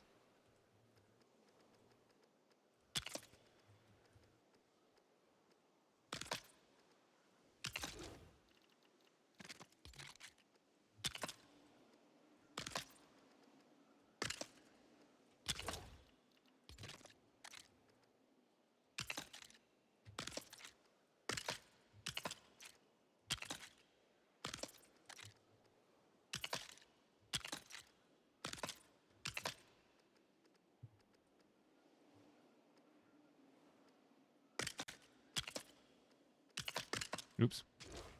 I think that first one was actually going to go down.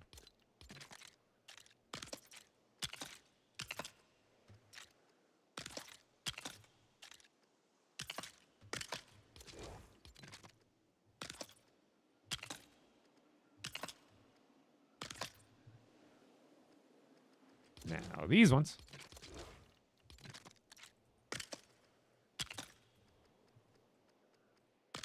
Oopsie.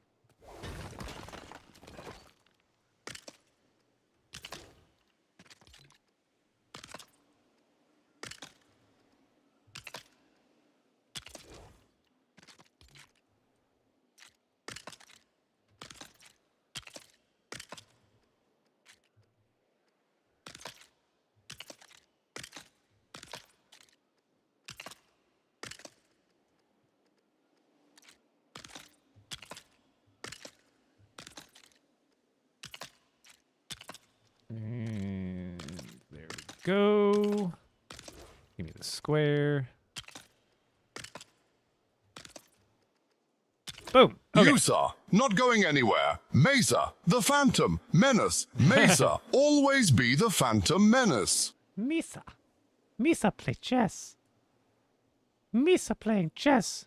While all you others playing checkers. That's literally Darth Jar Jar. The whole Phantom Menace movie. Palpatine's playing checkers while Darth Jar Jar's over here playing chess. Okay, so this one's pretty much just a bigger version of the bishop. That's all the queen is in design. If you notice, the queen is just shorter at the base, taller at the second level, and then overall it gets taller for these. So it's like very similar in the bishop design. So I'm guessing it's only going to need maybe one more balloon. So let's get this broken off. We'll put the chair there, and then let's get our thruster on. We know we want that probably on the bottom. Just makes things easier. And then these ones go on the side. Yep.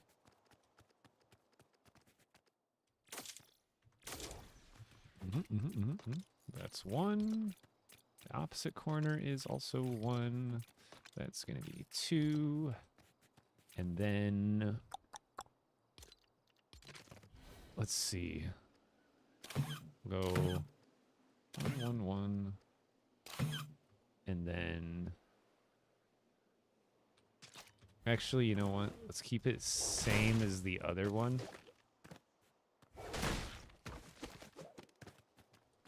And do activateds there. Because we want more of the pulling power to be on top of the build, so that way it doesn't like get all lopsided.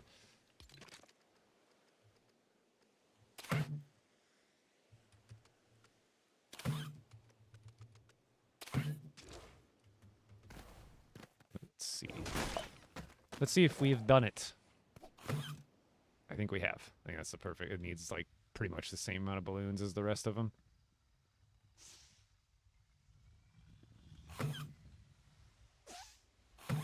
Someone's going to fall a little bit harder, but you can still control it. Got it. All right, let's do the other queen. Actually, yeah, because we still got to kind of figure out if we need one more balloon because it's granite. Sometimes it could need to be balanced differently, so I consider this like a separate piece altogether. All right, we just cannot run into that other one.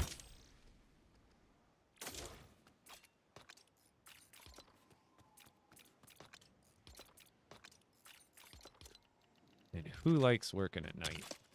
Not me.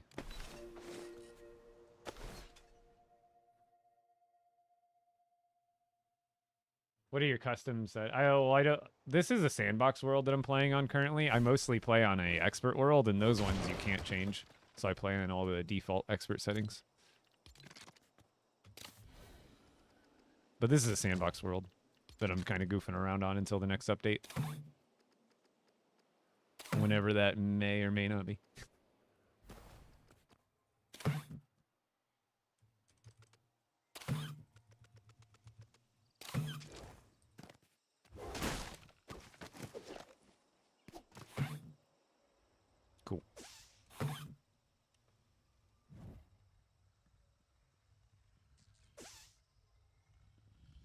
And then, okay, good. Doesn't do any damage. All right, now the king. King of the castle. Do you like Legos? I love Legos. I gotta say I do.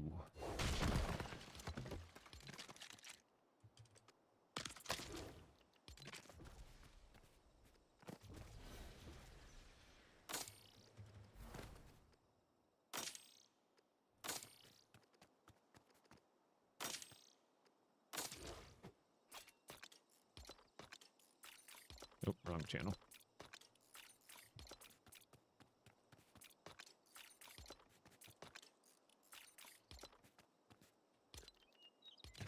And I'm guessing this will be the exact same amount of balloons that I need.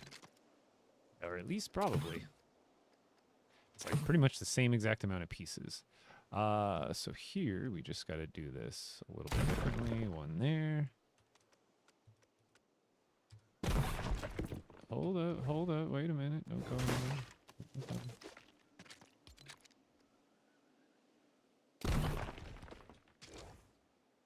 I guess I could make... Yeah, let's do that. Because technically we should probably do that on the queens too.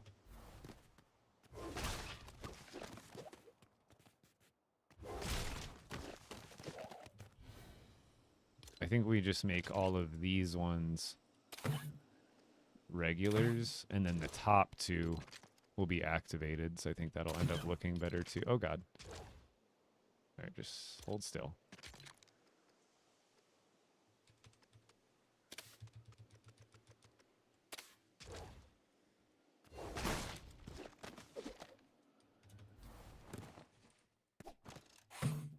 See.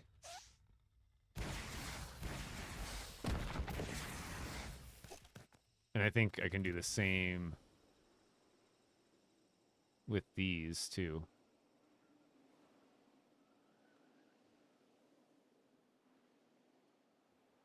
I don't know. What do you think? I have balloons on the top of the rest of them. Would it look odd if some of them just didn't and they were only on the base? I guess it gets them more symmetrically placed.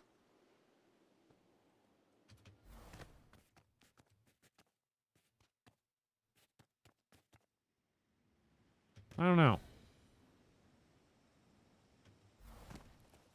Does it make it better coming back down, or is it going to make it too, like, top-heavy coming back down? Actually, I probably should have some balloons always at the top, so that way if I use the thrusters while you're going down, it doesn't, like, bump the bottom out from under us. I think this will end up being the way, and it's more consistent with what I've done with the rest, and it's easier to keep it this consistency rather than switch it all back now.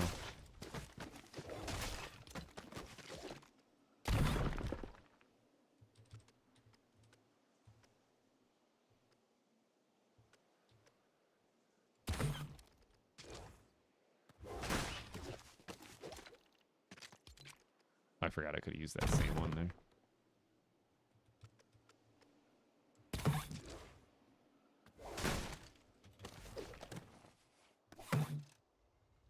Yeah, I feel like this is just more stability, having some balloons always activated on the top anyway.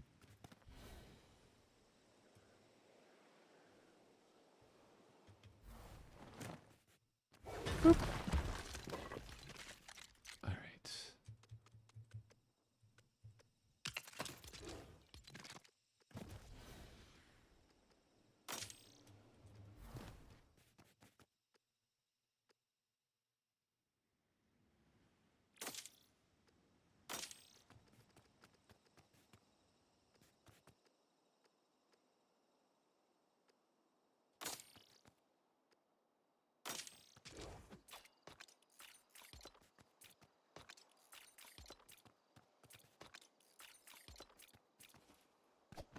Oh, I didn't add any of the balloons.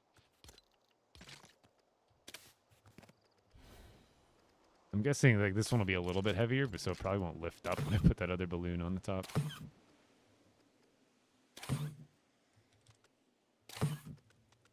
See? Oh. Wait, how is this like somehow lighter? I don't understand.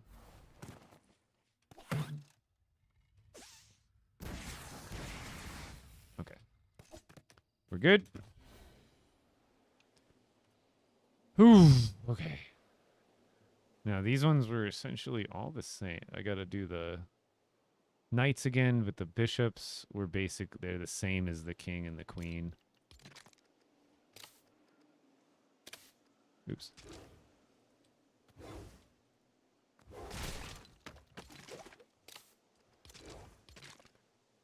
Oh, wait, I gotta knock it down first, because otherwise it's not gonna work. Or you know what, I could just do one big relog. Because I already know how all of them are getting set up now. Yeah, that'll make it easier. I'll just do all of them, break them all down, and then do one relog that'll reset all the channels to work. Because otherwise I have to worry about them like floating around. So ultimately, this will be easier.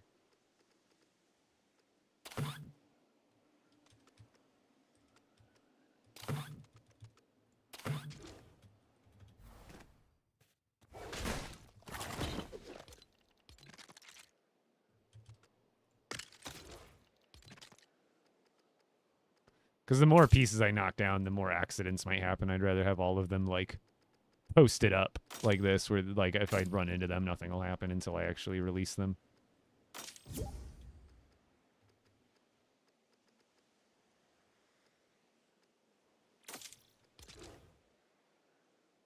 I still have friend requests open right now? Thought I turned that off. Whoops.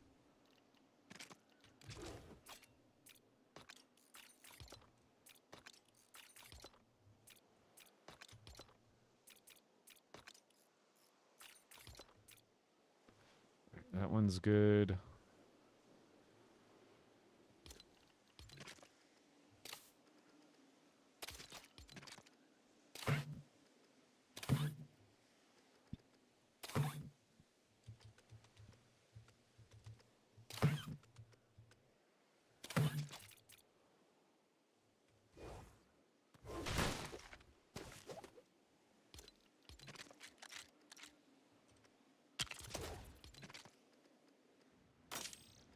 Okay.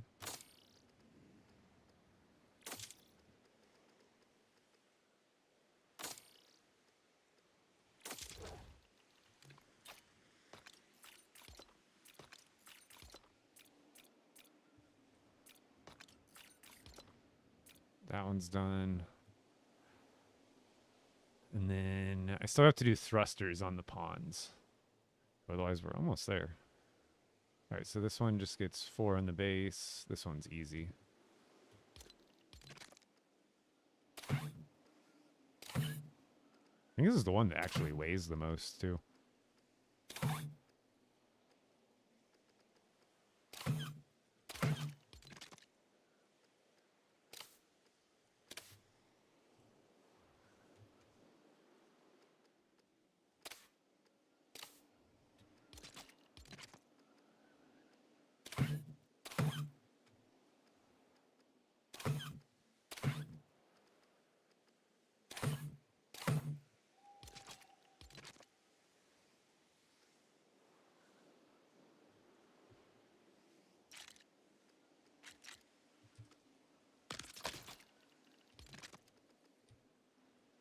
I have this one right under the seat, I think. Yep.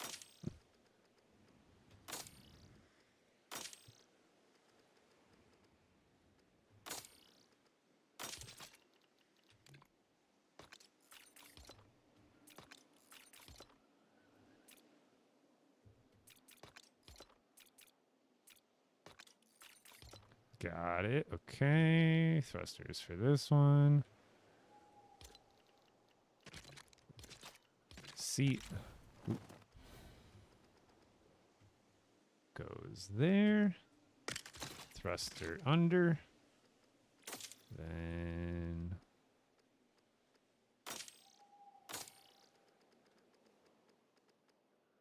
we're in the groove. We're in the groove. We're in the home stretch.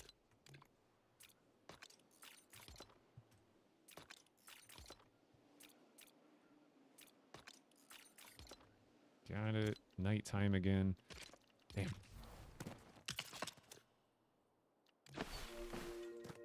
Can you add me? No, I don't generally have my friend requests open.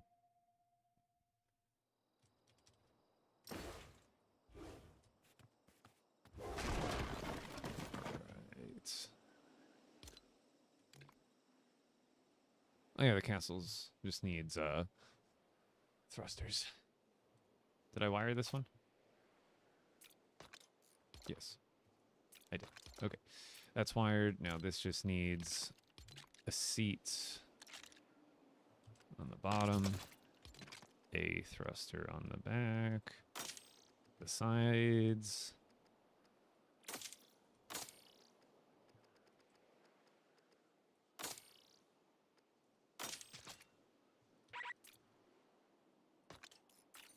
Nope. 1, 2. This one. Nope. That one. 1. Okay. That's done.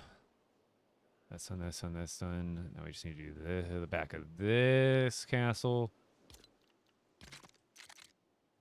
Boom. Thruster. On the side.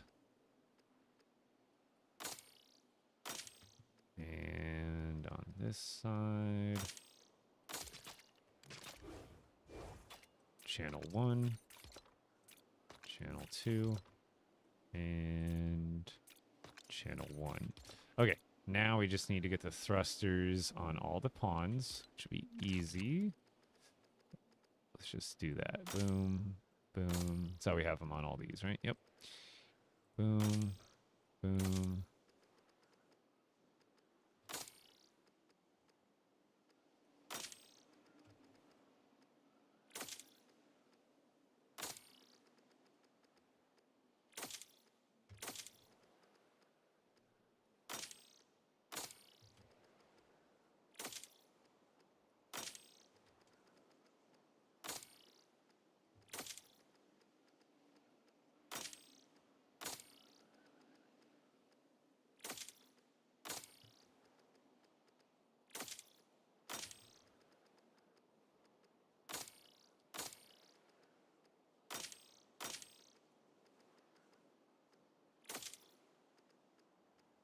Go!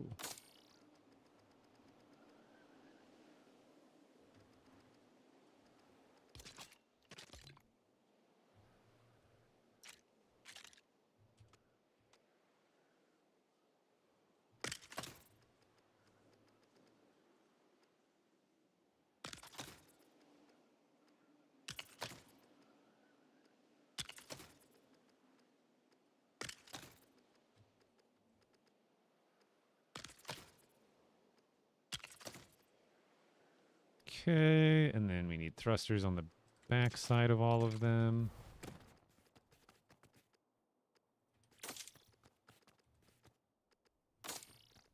I gotta watch it so I don't bump into any of those that are not the ones that are loose already. Otherwise, I'll push them right off the board, which isn't the end of the world. That's the whole reason they're movable.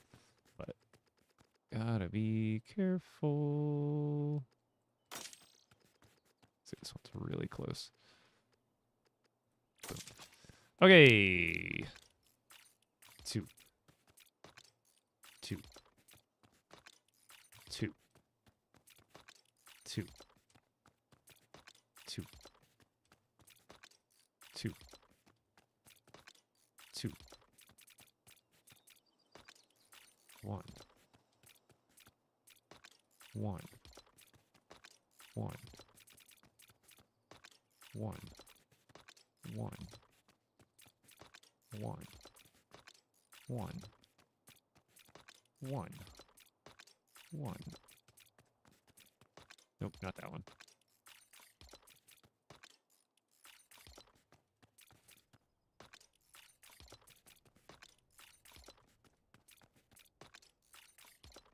Good to go on those. Other side.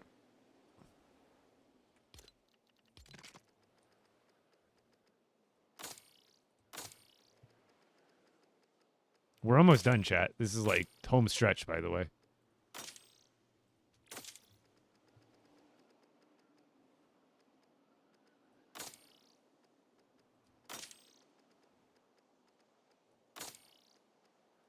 Once I relog, every piece will be broken down, and we'll move them all into place. Or, I mean, they're already in place, rather. But then they'll be good to go. I can't even see here.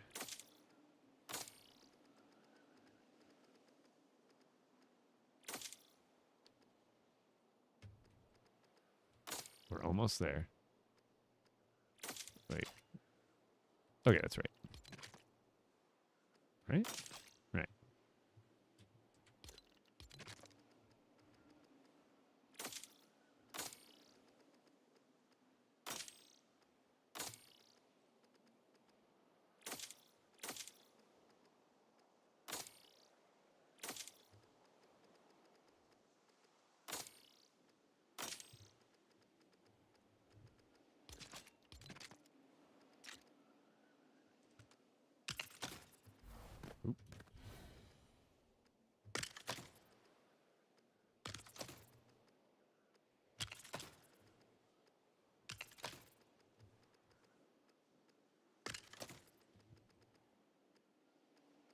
All right.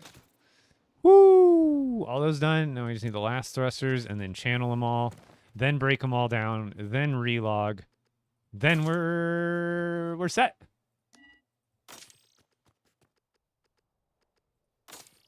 Watch out for that. I think if I'm flying, I don't think I can push it.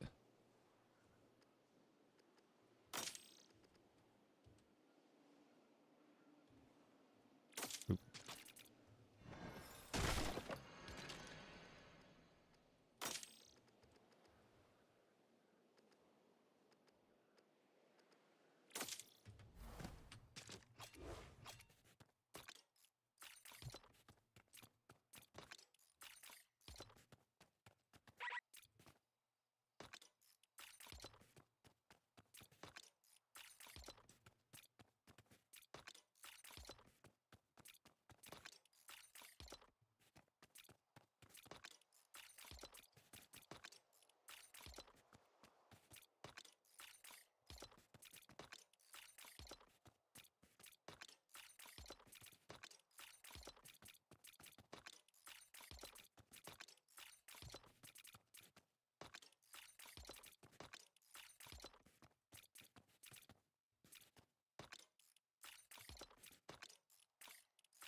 Hopefully I did all these right. Hopefully I'm not going so fast that I'm goofing up. I think we're good so far. Alrighty, chat. Time to break them down. Welcome to the board. Welcome to the board. Welcome to the board. Welcome. Welcome. Welcome.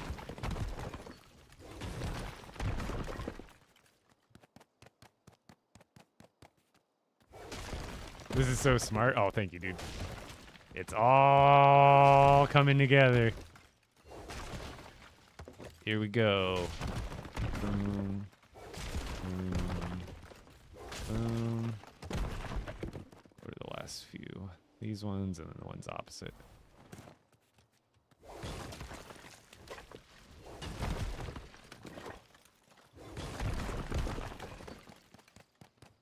And we're almost there. Oh, wait. Oh, that, I thought that was the king. I should like I could do the king last.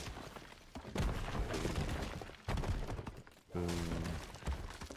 There it is, chat. 32 individual controllable chess pieces are on the board.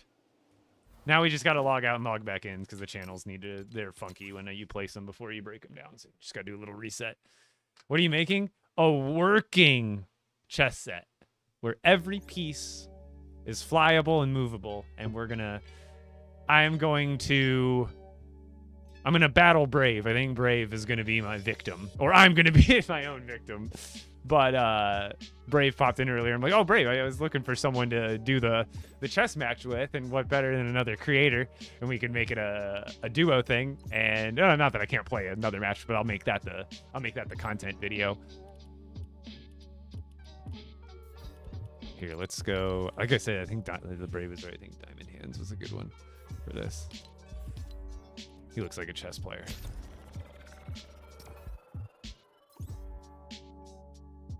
Creator code Epic Bricks in the item shop. Indeed. Thank you, dude.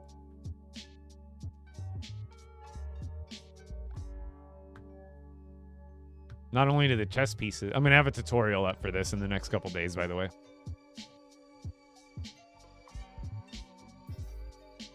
I'll break down how to build it stationary, and then I'll also, like, because I have a stationary board, too, that doesn't move at all. It's just a sculpture. But I will have a tutorial up for this in the next couple days, because it is pretty simple to replicate. You just got to know what you're doing and how, and where to put the stuff, and how to wire it, and... The video will be easier than making it because most of it is just repetition. Obviously, there's 16 pawns alone. So, and they're all pretty much the same design as far as the balloon balancing. There it is. Should be ready to go theoretically. So there's the stationary one. This one doesn't. This one's just for looks. But obviously, it looks better with without all the balloons sticking out off of it. So this is what I started with. Was just like kind of a couple nights ago. I was off stream and it's like, dude, I kind of want to just build something random and off the, you know, it's just a little bit different from what I normally do. And then this you might notice they're the same sized pieces, but I made this board for the moving pieces a little bit bigger per square.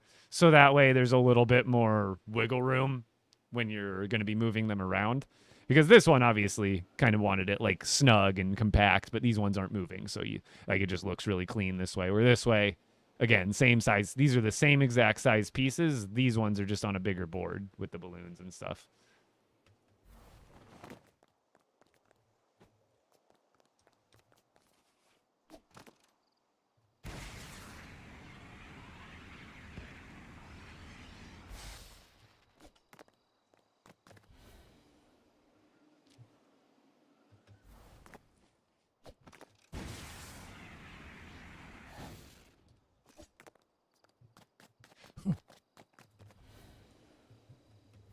I'm playing.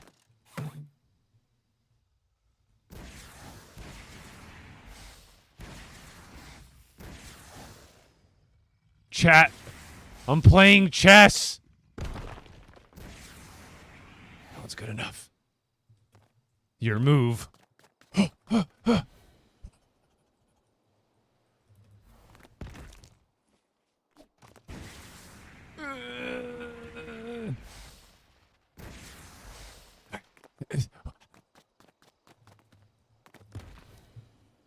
Now. We'll move the knight again.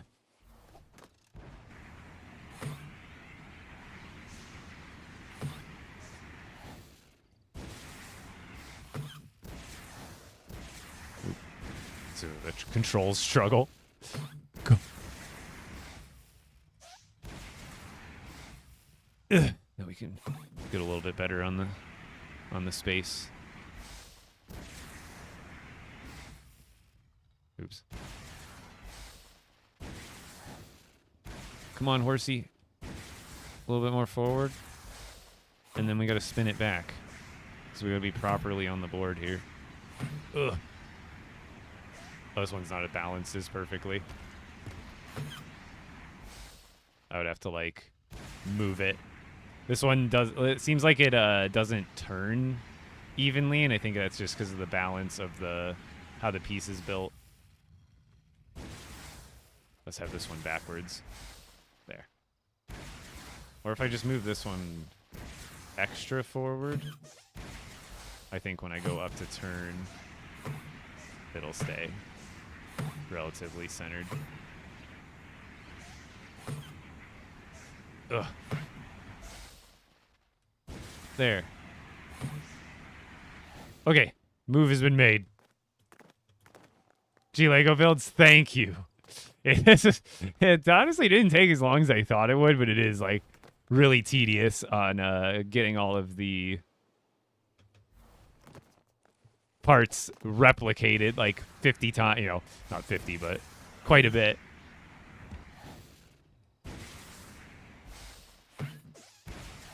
You better move, knight. I'm coming for you. Let's just imagine that this player doesn't move their knight. And they were to be like, let's just move this one out here. And now it's this guy's turn, and he would be like, okay, my pawn is going to take your knight. And the other play, I'm only by myself right now, but when I'm actually playing a match with someone, so they'll just call, hey, I'm taking your knight. And then this person will be like, okay, get this off the board.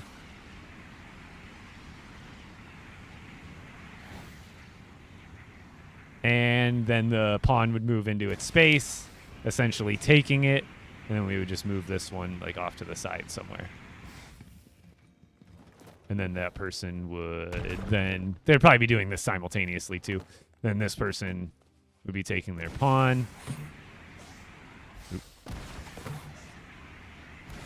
It's a little tough to get it perfect, but there we go.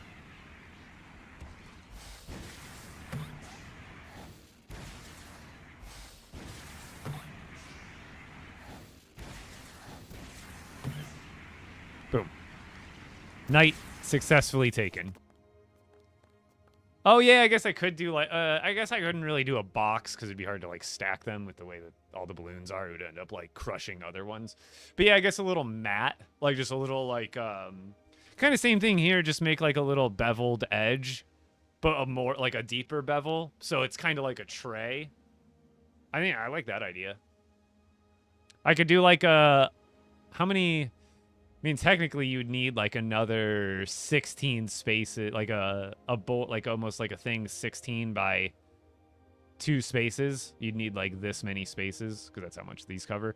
Next to the board here and then next to the board there. We could do one for like each side. I'm just worried about complexity because I also have that build right next door still. That's technically counting into the complexity.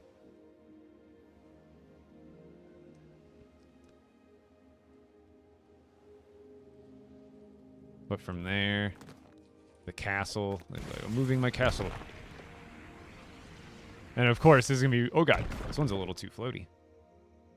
Maybe I have, how fast does this one fall? I guess I could make that middle one be inactivated instead of us always going, because this one seems really floaty, like really, really floaty. Like, it's not a big deal. And this one's, like, perfectly symmetrical. So, honestly, you could have this one facing almost any direction. Like, there. That one's, like, more centered now. And it doesn't matter if that one's facing, like, the wrong way. It still is. I guess the really only one that really matters is, like, almost the king and the bishop. Otherwise, the rest of them are the same exact thing from every angle. But yeah. I kind of like the idea of moving the pieces around, so it looks like the match has actually started to some extent. But here, let's take the bishop from here. And obviously, bishops only move diagonally, but just for simplicity here, we're going to go forward a little bit. And then take a left. And then go forward to take that diagonal space. And then again, this one, we don't even necessarily need it to be quote-unquote facing forward. Now we could, but it's, again, it's not going to be necessary. I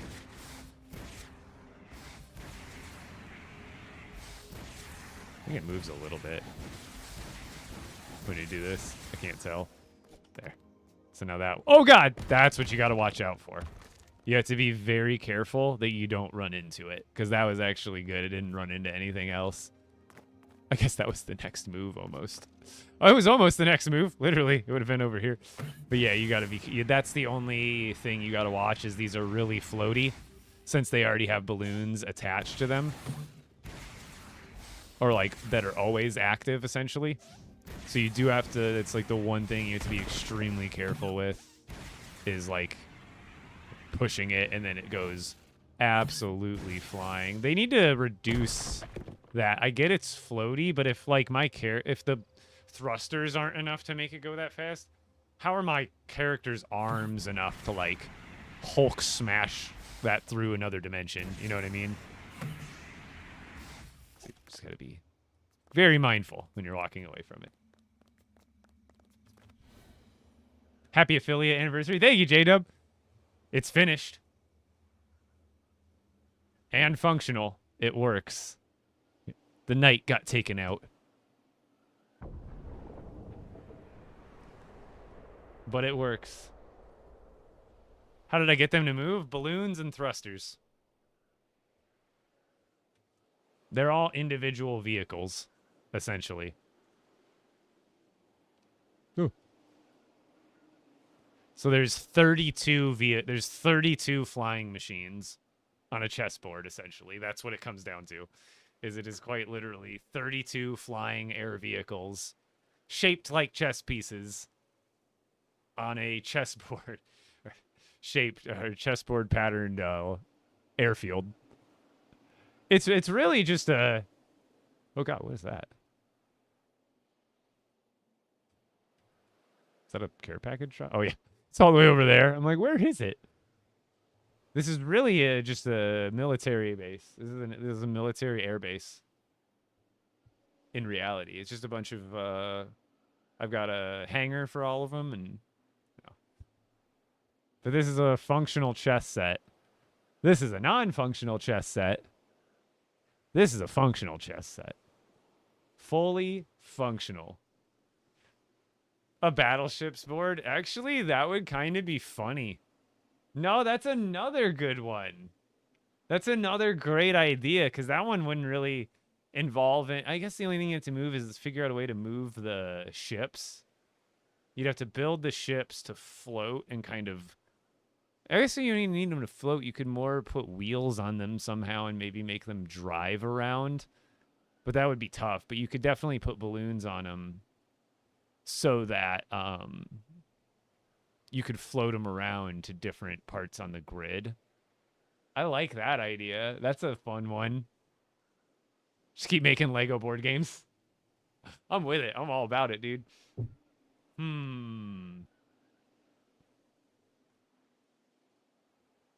Because Battleship would be great. Because each ship, how many ships does each side have on Battleship? It's like 6 or 8 different ships or something like that of various sizes. So just be like 8 ships. Some of, and they're all like, I think they're all 1 by something spaces. And then you just have a grid where you can like line them up on the grid and land them wherever you want. So that way each like section of the ship would line up perfectly on the grid where you placed it, just like the real game. And then they would just play guess, and then it would just be a matter of each player has a build that you use as a marker, whatever the marker would be. And then it would just play out like normally, because the only moving part would be in between games is moving your pieces to start a new game. That would be the only like working aspect that would need to be necessary. Otherwise, everything else is pretty much just building and deleting pieces for the markers. No, that's a great idea. Let's just do a whole series, Lego board games. But yeah, it's done. I might call it there for the night a little bit early. I started a little bit early. But I am going to get cracking on this tutorial is the goal. And I want to get like the tutorial like finished and recorded. So that way, like tomorrow or the next day, me and Brave can record, whether it's on stream or off stream, we can record us doing a chess match. And then I think I'd rather have the actual chess match video posted first to build hype for a tutorial, and I'll just have the tutorial in my back pocket already edited, ready to appease the inevitable demand. Well, dang it, like I wanted to do it all with internals, but let me tell you, that would have taken about 10 times longer. Even if I did figure out a method to do all the internal balloons and methods from the scale of it and the problem solving end of it, it would have honestly taken me like, even if it, because I don't think it would have been possible with the parts I had, it would have taken way more time. But let's not admit how much cooler that would have been if I could have figured out a method that doesn't use any extra, all the balloons and thrusters on this one are on the inside except for the seat. So I tried doing this method first and it ended up being like a little bit too far-fetched. So I abandoned that scaling idea, and I just went with the same scale for the stationary and just added balloons to the externals. And honestly, it gives it a charming LEGO Fortnite vibe to it because of it. Do you know what I mean? Like, honestly, it would be cool if you could find a way to make the pieces that small have internal workings for the moving pieces. But this gives it like a LEGO Fortnite charm, does it not? Like, you look at this and you're like, oh, it's Lego, right? But you're like, oh, it's like got the perfect Lego Fortnite theme to it because of the balloons and the thrusters and the seats and all that. Could you not put them on the bottom? The what? The balloons or the thrusters? With this scale, it wasn't so much balloon placement. The scale on this, what the problem was, these all use blocks. And I originally used blocks here, but as you can see, if I use these blocks here, look how much internal space I'm taking up because they're so chunky. So what I ended up doing here was using some of the half walls that match. So that way there's more interior space, and I was able to fit stuff just fine. But when I switched over to the granite version, there's no granite half wall that matches this nicely. And like this one does a little bit, but it just looked weird and didn't kind of match the vibe. And even then, it would have required like immense and re-engineering for every individual piece again. But these ones, no. There is literally the only time you can have an interior, because I use the bricks with the blocks with these. The only interior is if I do a 3x3, in which case there's 1 block's worth of void space, whereas that's a 2x2, so there's no void space. That's just 1, so there's clearly no void space. So this scale has to be external. If you do internal, you would have to up the scale enough to fit it all. And upping the scale is just rough because I would have to, if I wanted to continue to just use blocks, I would have to up this scale even more than this, and then that becomes complexity and overall scale issue. Because then if I made this any bigger, then the board would have to be like probably double this, like literally boom boom, add 3 more of these and connect them, and that would probably be how big the board would have to be for anything scaled bigger than that, which requires more pieces and more complexity, plus all the balloons that it would require to lift 32 pieces scaled that large. I think it would end up running into complexity. I mean, now that I've got this down, it's not like it would be worth a try, because now I've already accomplished something. It would just be annoying to shoot for the stars on your first attempt and realize, oh crap, complexity. So I guess it's always good to start smaller and then work your way up if that's what you want. But yeah, I think I'm going to end the stream here. I'll get these pieces. I guess it wouldn't be a bad idea to do this on stream real quick. Get these organized back where they go. Oh, I was like, where'd my bishop go? I'll get it reset. Actually, you know what? No, that'll give me good B-roll for when I record.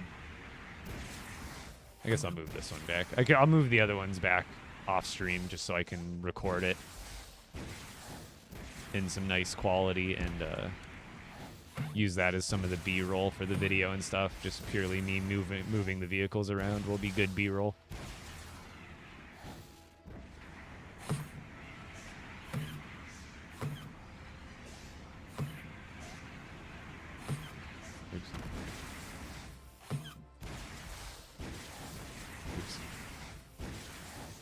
Did anybody watch the new episode of The Last of Us? I thought, oh God, no! That's what we gotta watch out for again. I gotta be very careful. But luckily, you see, it doesn't, like, mess up other pieces very badly. Like, it'll mess up that piece, clearly. But it's not like it's gonna wreck the whole board or knock things over. It's pretty chill.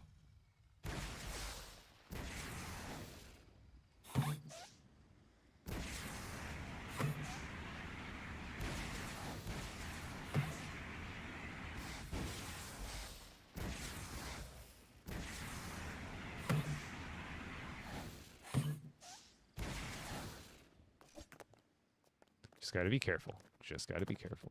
So this one I kind of want to push because I think it'll catch. Oh, nope. I thought it would catch on that wall. I guess I could make those walls a little higher just so I could maneuver pieces a little bit easier like that. Like, it's obviously not a perfect system, but I challenge someone to make one smoother. Truly, not in a egotistical kind of way. Truly, if you could design one that works better, please show me how. This is done to the best of my abilities. But maybe there's a way to give more control and more balance to the pieces or something like when you fly. Yeah, I never really played the game of The Last of Us, but the new episode, at the beginning, it's like a flashback episode, so it's when Joel is like alive in the show again. But he comes back to the one guy and he barters with a bag of Lego bricks. And I thought it was funny, one, that they was bartering with Lego, but then they started having dialogue about it. And to me as a Lego fan, part of it didn't add up because what happened is Joel barters the Lego to the guy, and the guy is like, "Oh, my kids are gonna love these. Like, where'd you find them?" And Joel goes like, "Oh, I went to the community over blah blah blah, and I found them in one of the houses." And the guy's like, "But I checked those houses." And Joel goes, "Well, I'm a smuggler, so I know where to find them." And I'm just thinking, I looked it up. The events of The Last of Us, like the outbreak, like happened in like 2013. So Lego is in full like modern swing. 2013, we had some pretty like adult, like I think that's when they started like making creator sets for like adults and stuff. Lego is pretty not like at peak as it is now, but like there's a lot of Lego on the planet at this point in 2013. You're telling me that Lego is hard to come by in the apocalypse? Most of the population is gone, right? We're at a fraction of the population. There's enough Lego on Earth. You realize right now, I think in 2018, so 5 years before that, but in 2018, I think it became the point where there were more Lego minifigures on Earth than there were humans. So you're telling me that Lego is rare in the apocalypse? I feel like there'd be troves of it laying around. Because one, that's an ode to the quality of Lego. It's gonna last forever as long as it's stored halfway properly. And you're telling me Joel was only able to find a quarter-gallon bag size of Lego that looked like they were maybe from like the 80s to 90s because they were all multicolor, primary colored bricks like you see at Goodwill that you can tell is just like an old stash from the 80s or 90s. You're telling me he didn't find a 20-gallon tote full? And there's not more to go around? That was my one problem with the continuity reality of the show of The Last of Us. My biggest complaint was their placement and their claim of how rare Lego was to find in an apocalypse. I feel like it'd be everywhere. It's a precursor. It's a precursor, and then I get talking. That's the benefit of right now not being like on the clock or having a specific time that I end. I could yap forever. But I am out of here, guys. I'm gonna actually wrap it up there. I had to go. It was a Lego relevant Last of Us rant that I had to talk about. I had to talk about it. I couldn't get that off my mind last night before going to bed. I was like, how is Lego rare in the apocalypse? It's probably everywhere. You could probably find it. If you were to go to a community that was like eradicated, even if it had raiders, most people probably aren't going to carry hundreds of pounds of Lego with them over food or water in the apocalypse. So I'm guessing if you wanted to, Lego is a pretty easy... That would be me. By the way, I've already decided. If there's an apocalypse and I, by the grace of God, make it through and I survive, and I make it to one of these like communities where they're like restarting society, that's going to be me. I'm going to be the Lego guy. I will barter for Lego. I will find a way to like make something of value so I can be the Lego guy and then out organize it and like meticulously organize it in some warehouse that I obtain in the apocalypse. And then I just get artists that want to build and we rebuild the artist community via Lego in the apocalypse. Lego will save the world. I'm kidding. I'm out of here, guys. Creator code Epic Bricks in the item shop if you guys enjoy the streams, enjoy the content that I throw out there. And then also drop a follow on Twitch, drop a sub on YouTube, same exact username. You can also find me on Instagram and Twitter, the exact same username. And on Twitch, we're going to raid over to JoJo. Boom, boom, boom. Just to clarify, you've been the Lego guy. Aw, thank you. Thank you, thank you, thank you. But I gotta continue that into the apocalypse. God forbid it happens.